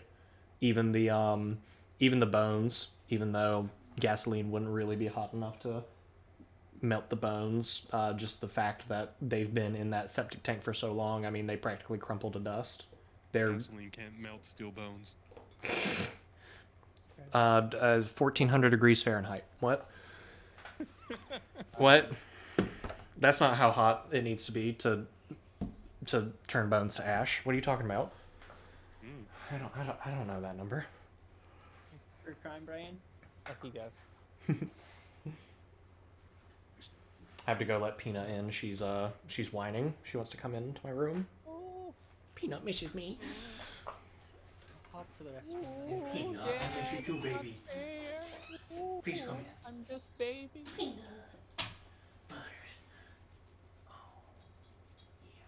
You want to get in bed? Here, I'm gonna be getting in bed soon too.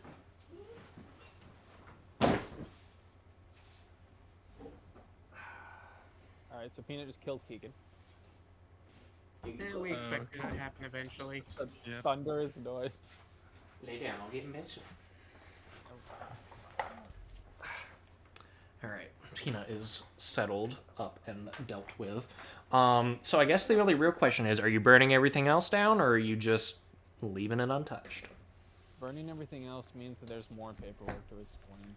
The forest fire would get reported by the rangers, and that's more attention than we don't need.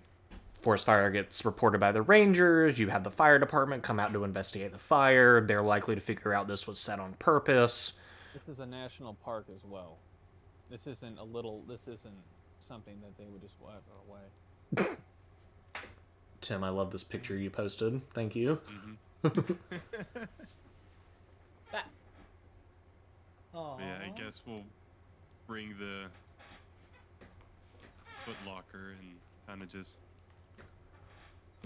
remove choice pieces that don't point back to what was happening here. Yeah, so long as you get the locker and everything that was inside of it, I don't think anything else is going to seem real out of place. People might have questions about why the septic tank is in the condition it's in, but he was a crazy old man. Who cares what he did out in the countryside? It's above ground, anyways. Shouldn't have been. No, it's not above ground. Just the hatch was visible. Improper maintenance. You left it open, some animals fell in, you know. Listen, as somebody that sees a lot of weird shit in houses all the time, I wouldn't bother asking a question about it. I'd be like, that's weird. I should probably tell the seller to get that covered up. Reconnect the plumbing. Yeah, just make sure it works. Have a septic guy go out, inspect the tank, make sure it looks good. And then put that bitch on the market. Damn you right, fam. Hey, I'm even like, yeah, no, what's probably going to happen is his siblings are going to come back. They're going to open up an estate. They'll either choose to keep the house in his name or they'll sell it via an estate. Or they'll donate it to his niece. Oh yeah, Cassie. What a sweet little 4-year-old that Cassie. Doesn't she have the best granddad ever? No, that's his granddaughter, his niece. Oh, his niece Anzu. You're right. His niece Anzu. How could I have forgotten? That's not going to have any relation to. They can't track that. It's fine. I Keep mean, telling the, yourself the, that. the little lady in the apartment is not going to know about some off location in the mountains. Exactly. The bunny is gonna search for that lady, and then that Well, then lady that's is our gonna be problem the next taken care of thrall. then. At worst, she may, if for whatever reason the cops come around, she may give a statement that she saw a woman named Anzu who claimed to be Mr. Bauman's niece and give a rough description. Depending on how quickly the cops get out there, she may or may not remember exactly what you look like. Why would she have a reason to call the police though at all? She wouldn't have a reason, but Oh, in the 3 days, family. in 3 days, when the actual nieces and nephews show up to clean up the property, and Crazy how she wouldn't be there though. Hmm? Crazy how she wouldn't be there, and any non secretive belongings he had would be there. Well, the thing that would be weird was if, what's that woman's name again? Janowitz. Miss Janowitz, yeah. If Miss Janowitz happened to run into the nieces and the nephews or the extended family of Mr. Ballman, and they were like, oh, Miss Janowitz said, oh, somebody from the family was already here. Who was it? Anzu. I've never heard of an Anzu. What? And then they would probably treat it as B&E, and then the local police would probably come, but they'd be like, yeah, it doesn't look like any value was taken. But they would probably have the description of Anzu on file, is most likely what would come to And pass. that's why we sent her the scam letter. Yep. Yeah. And she is going to not be at her place of residence the day that the family is going to be there cleaning up his apartment. So she doesn't get to have a heart attack too. I'm above suspicion considering my job as well. Why the fuck would I be doing that? the worst that would happen is the FBI would reprimand you for entering a private domicile without probable cause. And But we were so, told to. by who? Oh right. That wasn't me. Did you Yeah, who gave you the orders to enter that home? I really am in the grunt mindset. What are you gonna tell him, Agent Belmont? Who's Agent Belmont? What department are they in? What do they do? Delta Conversely, Delta what? Why does anyone do anything unless they've been told to do it? That is the most tired answer to anything. All right, so y'all are on the road back. That silly little Nokia phone has signal again. Well, we'll see her at the meeting. Good answer. We need to formalize so we're on all fronts. Mm-hmm. There's no reason to be honest with this one. Wait. Okay, one quick thing. If we are saying what happened, we should throw out the flesh sample. Don't you want that, Doc? No. Why do we still have it? Why didn't we burn it? You do have a piece of her in the back of the U-Haul. I thought you people wanted answers to things that couldn't be explained easily. Yeah, you know, I've done some archaeology work. I've been all around the world. Most of the world has laws saying you're not supposed to have human remains from, I don't know, the past 50 years? Is that when she died? 70s? No, she died in 2002. She died like less than 20 years ago. Yeah, he's gonna still say that as if, like, we don't know how long, what's-his-face was doing stuff with her that made her all this magical thrally. It ain't good for the world to live in ignorance, Doc. If you're smart enough to figure something out, you should do it. What am I supposed to do? Take this into my university? Yeah. I'm pretty sure that definitely does not belong in a museum. If you were to examine it at this point in time, it would literally just be a pile of unidentifiable meat. It would it still come up as human? Don't know. Probably. It probably would, but the sample is decayed enough that I think it would be, they would probably be able to say it had a human genome.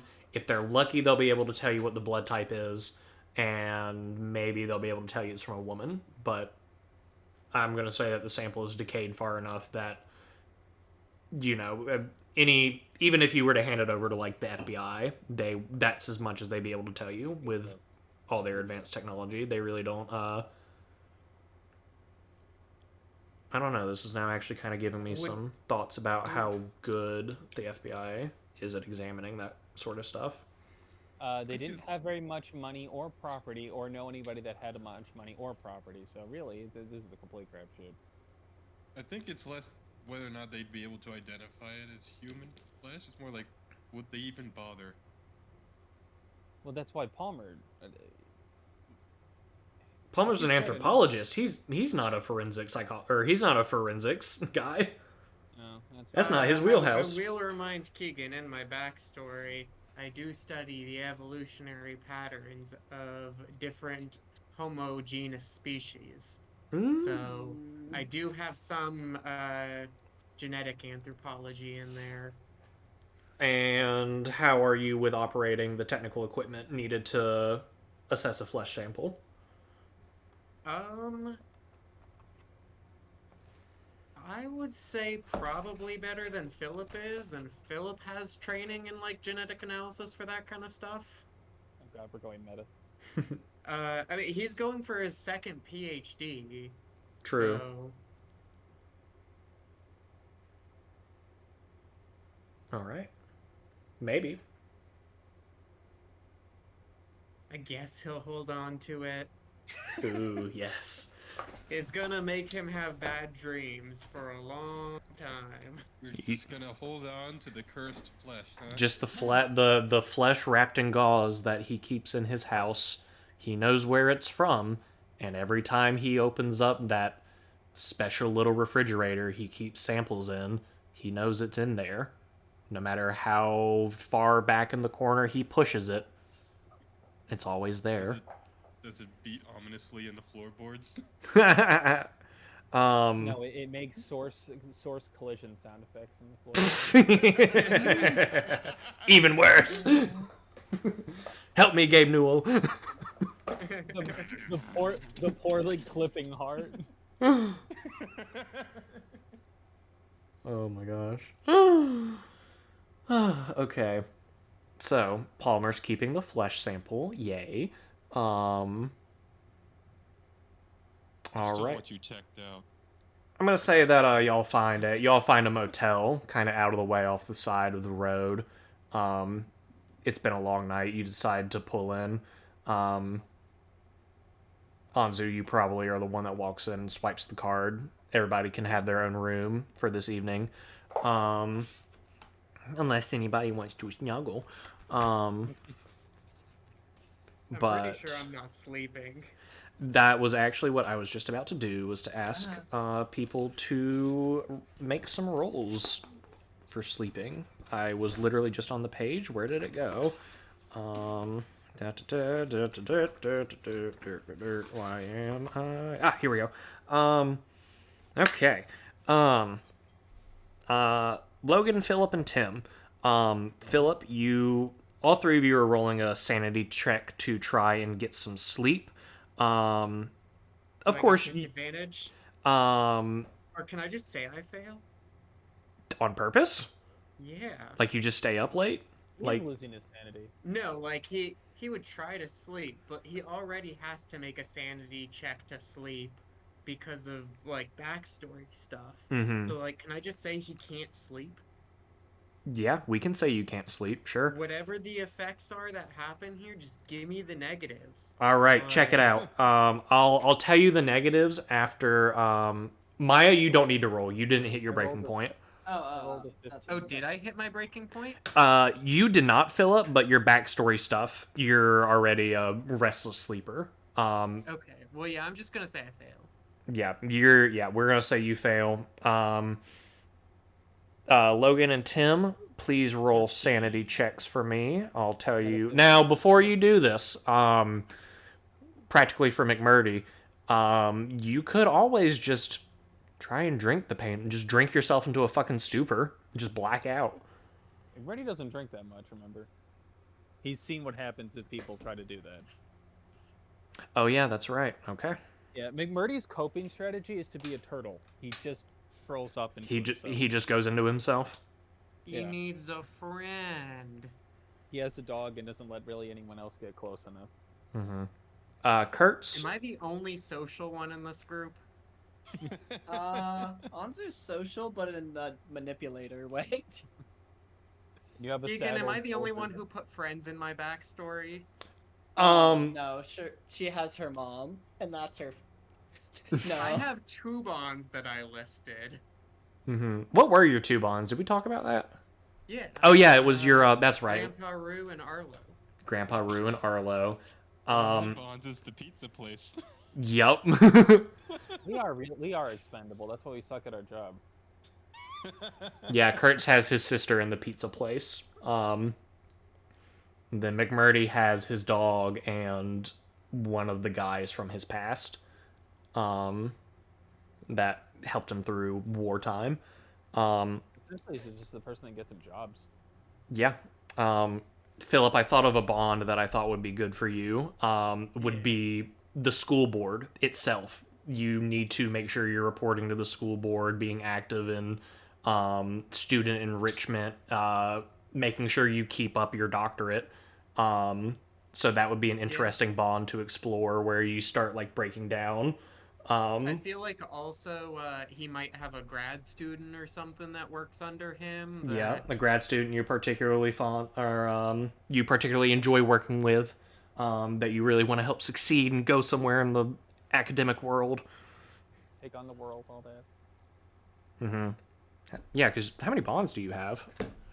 On the character sheet, it had 4. Nothing popular. Yeah, so I would honestly say fucking write those 2 in for, Okay. yeah, the I'll school. think about it some more. I don't know if I want to like lock those in tonight. But, Yeah, no, just But some. yeah, I think part of the reason that my character had such low sanity is because I have a lot of bonds. It's actually because, what's your charisma? Like 14, I think. Yeah, high charisma confers more bonds. Oh, okay. Mm-hmm. And also your job determines your bonds as well. 15 charisma. Your charisma determines your bond score, and then your job determines what your bonds are. Because somebody like McMurdy, who's a special forces guy, he doesn't have a lot of time to be hanging out with people. But somebody who's in academics, who naturally spends a lot of time around people, is probably going to have more bonds, have more people that he looks out for, and all the like. But anyway, we're getting in the weeds about the game. Logan and Tim, did you roll me those sanity checks? I rolled a 15. I rolled a 13. Surprisingly enough, you're able to get sleep tonight.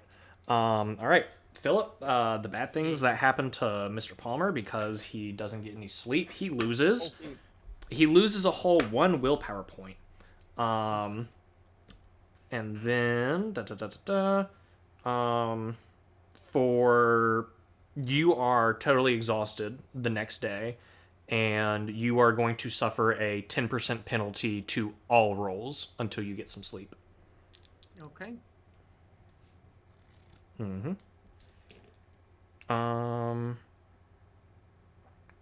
Yeah, if you chain smoke or take stimulants, that can help. Yeah. I'm gonna say that the night at the motel passes without note. Everybody's able to get sleep except Palmer, who is rather used to having many sleepless nights, especially somewhere that's out of the way and uncommon to him for an FBI agent like Anzu or a special forces guy like McMurdy. It's, this is the norm. You don't care. Totally out in the moment. Kurtz, you have some trouble getting in and going to sleep, but spending enough time on your computer is able to kind of set your mind right and you're able to drift off as you try not to think about zombie movies. Um, yeah, it's the next day. We're gonna say you spend today getting your story straight. Um, you basically just stay in your motel and eat at a local diner that's nearby. Not to take away too much of the exciting roleplay stuff from y'all, but What's the local diner specialty? the local diner specializes in. Hold on one second. Um, Black coffee. black coffee that tastes like black coffee everywhere else, like somebody ashed their fucking well- cigarette into it. They probably did. They specialize in, they have a really famous bacon, egg, and cheese on the menu. Okay. Yay. Mm-hmm. Yummy, yummy in my tummy. It's kind of worse than a bacon, egg, and cheese that you could get from a fast food joint back where you live. But you know what? It's pretty damn famous for this cut of the woods. I was just worried that it would be something rabbit related, and I'm like, well, my backstory says I gotta. Oh no. What do you mean it says you gotta? Rabbit is not on the menu today. Well, that has multiple. Yes.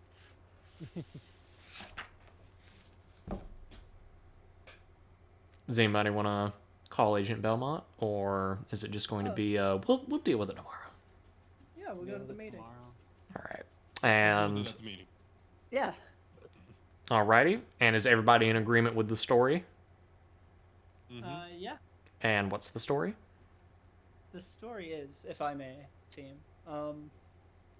We went to his original house, and we went through and got everything we could find in there. Any notes relating to anything that could particularly interest us.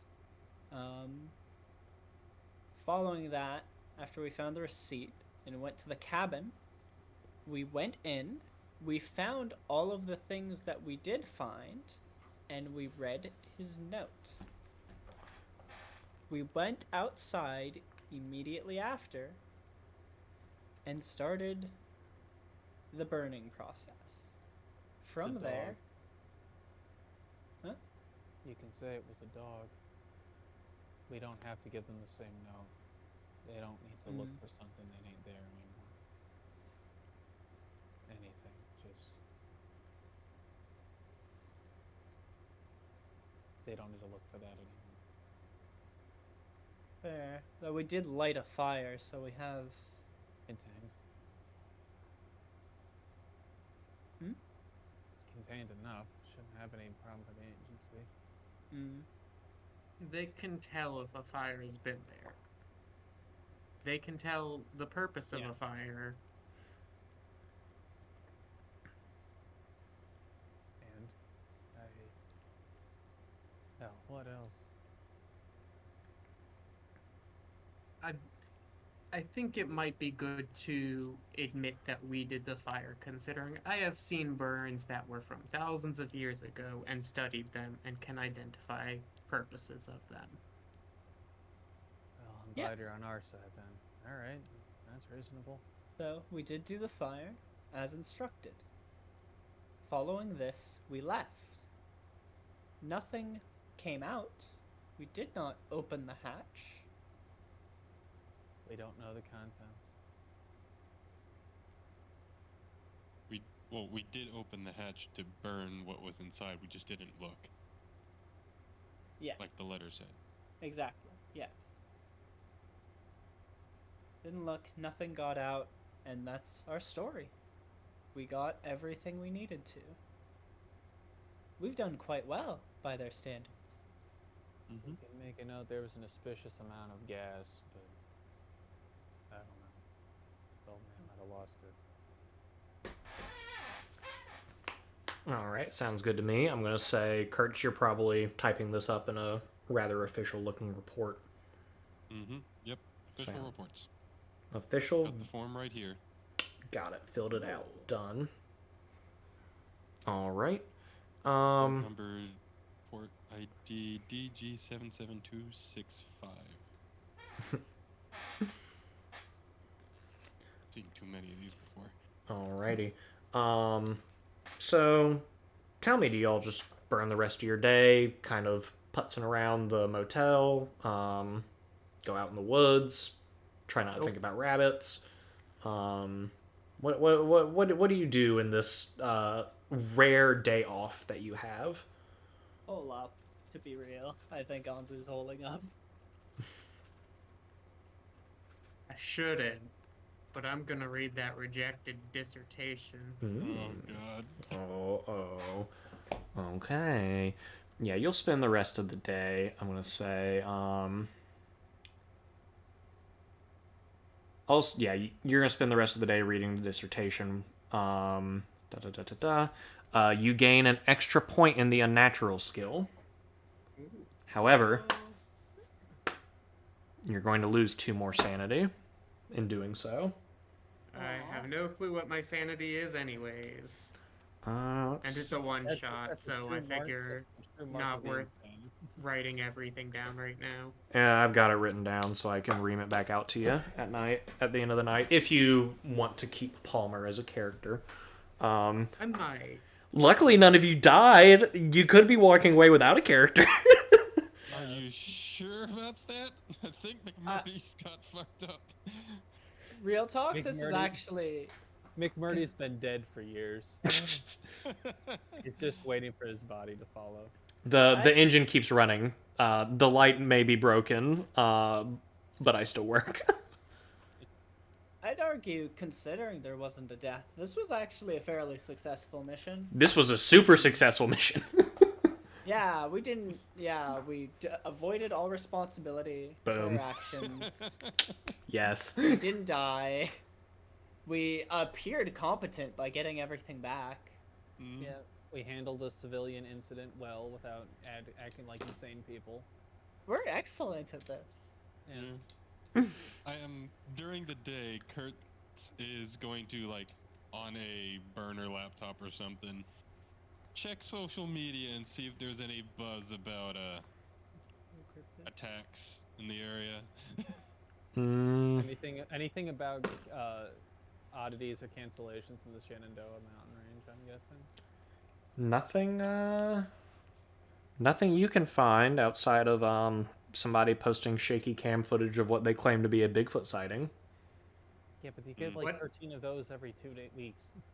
What? Oh yeah, that's right. I forgot about your backstory. That's a trigger. Sanity Why roll. would you say that? Why would you say that? I don't think I passed that sanity roll. Unless you're sitting down and you're reading the dissertation, unless you're sitting down reading the dissertation next to Kurt's while he like scrolls through his laptop. Yeah, I don't think I'm next to him. I think But I had to make the joke. I don't blame you. It came out of my mouth and I was like, wait a minute. No, I didn't mean it. No. Not like this. Not like this.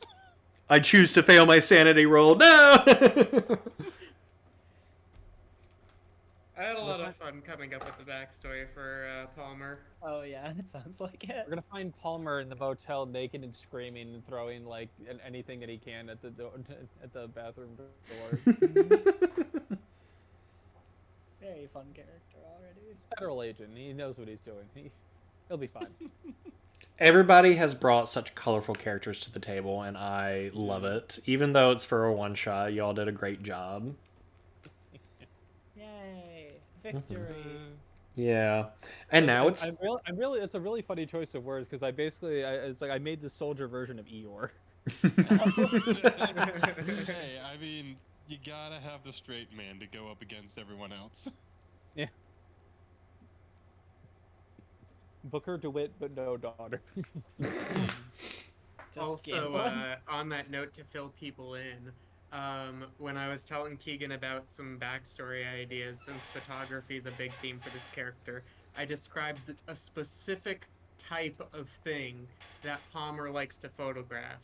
And when we drove up to this abandoned old cabin in the woods. It was like almost a perfect fit, and that's why I was like, I need the camera. Well, Give hot me the skinny camera. babes. No. This is my muse. It's my camera. No. Get you. Buzz off, nerd. They're both nerds. What are you talking about? One's a comp scientist, the other's an anthropologist. Yeah, so those are the exact kind of people that would use nerd as an insult to each other.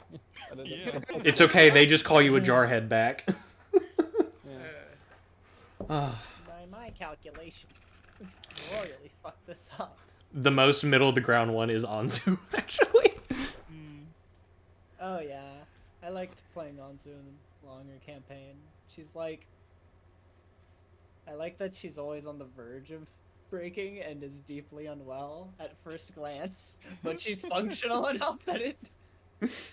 For me with McMurdy I'm more curious into the nature of him breaking.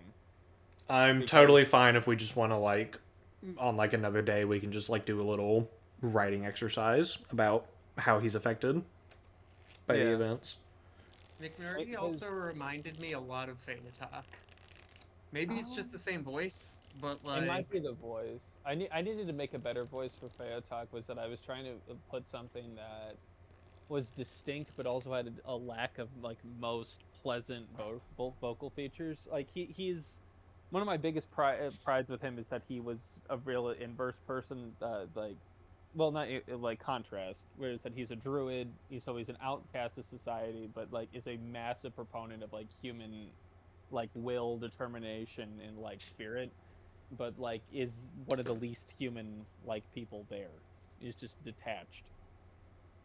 But All right. yeah, In the, I hate to cut you short, but in the, what's the word I'm looking for? In the interest of, wrapping this up so we can all get in our beds and go back to our government jobs tomorrow.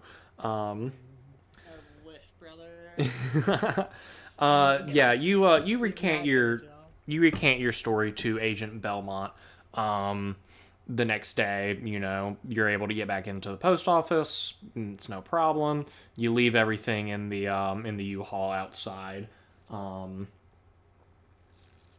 and you know it's near a post office. Nobody's gonna fuck with it. It's the middle of the day. You know, nobody's gonna say, "Oh, random U-Haul. Don't mind if I do," and just pop it open and take the very sensitive Delta Green stuff out of the back. Agent Belmont will kind of look over your report and the things that you found. She'll nod to herself and say that you've done a good job and is happy to announce that you're all now officially agents of the program. Oh god. Yep. Yeah. Successful ones too. Very successful ones. You have in fact, Agent Belmont thinks that you have a bright future in the shadow of the program. Oh, She, yep, she's pleased with the Oh man. she's pleased with how you handled Miss Janowitz, but is still going to post an agent to make sure that she does indeed leave her apartment and does not run across the you know, she's essentially just going to put eyes on Miss Janowitz for the next few days just to make sure that she doesn't come across any of Mr. Bauman's family. Yes. so we don't have to she doesn't have to accidentally fall down the stairs or something like that. Yeah, she doesn't also have to suffer a heart attack via getting syringed with 98% alcohol. But Oh, day drinking again, old people. oh, that Miss Janowitz, that day drinker, she's a real tipsy one. But yes, thank you everybody for playing Delta Green. Just a quick exit survey while I have you here and everything's fresh. And you can also just like type something up later. You can throw it in the group chat if you want to, or DM me individually. Just stealing all my ideas. oh hey, you know what? The best art is stolen. Philip, imitation is what? Yeah. Yeah. But yeah, you don't have to answer any of these. But just how you feel I did as a handler doing like descriptions and stuff. It's been a while since I've been on this side of the table. So just anything, any notes you have of improvement or anything you think I could do to kind of be a better handler, and just how you enjoyed playing Delta Green, things that you enjoyed, things you didn't like, and whether or not you'd be happy to play again, because I have plenty of Delta Green stuff now. So I'm interested in it. I like it. yeah, Yeah, that was fun. yeah. I can't commit to playing anything just because I do start working for the feds next week. But I enjoyed it. When you started knocking from inside the septic tank, I could not tell if that was somebody else in real life knocking, and it did catch me off guard. So I thought that was a good bit of ambiance. I think it probably would have been like better to have that as an in-person experience, but like you set the tone well. Wonderful. I like the D% based system. Um, I feel like you had a pretty good grasp on what skills we could and couldn't use in a situation, and we're good at suggesting alternatives. Some of this might have been the nature of like a pre-written module, but I feel like all the stuff from Cassie was a big false flag and made it like hard to know what direction to look in. Egan, Maya, is the A in that Cassie an important symbol? is the A in what? In that word Cassie? Casey? I think that's just a 4-year-old trying to write their name. Yeah, I think it may be the child. Maybe The child is touched by the unnatural. Hold on. unnaturally stupid. I'm excited to see what you post as a. But yeah, those are my main thoughts. I Okay. kept thinking that McMurray would want to return it back to them in some way, so it doesn't get processed. But I don't know. Another thing about this pre-written module, Philip, is it is literally one. Oh, hold on. 1, 2, 3, 4, 5, 6. 6.25 pages long, because the 7th page has the stat block for that which was Marlene, which has this fun little image I'm going to share with y'all. Whee! It'll make it look very trustworthy, right? Oh, it sure will. Oh yeah. Okay. 8 pages if you count the page that has the What do 2 you guys handouts on it. You just need to calm down. That's just a crackhead.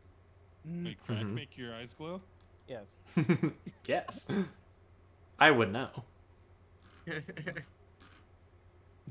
We glow. We're all federal agents. But thank you, everybody, for putting so much effort into this little one-shot of Delta Green. Schedules permitting, I would be more than happy to run another pre-written module again, or try and dust the gears off of my DM brain and make something up. Or just steal an episode of the X-Files. Fuck it. Listen, there's been far stupider sources of inspiration. You were talking about Dark Souls 3, right? Do you know that Gale was inspired off of a Magic the Gathering card? Lamau, nice. Yes. This is a real thing. Hell yeah. Alright, it's getting pretty late, so I'm going to say goodnight to everybody. Thanks for playing, once again. Again. Thanks for running it. Yeah, Not you did a a good Waving, job. but you can't see it. Bye. Bye, guys.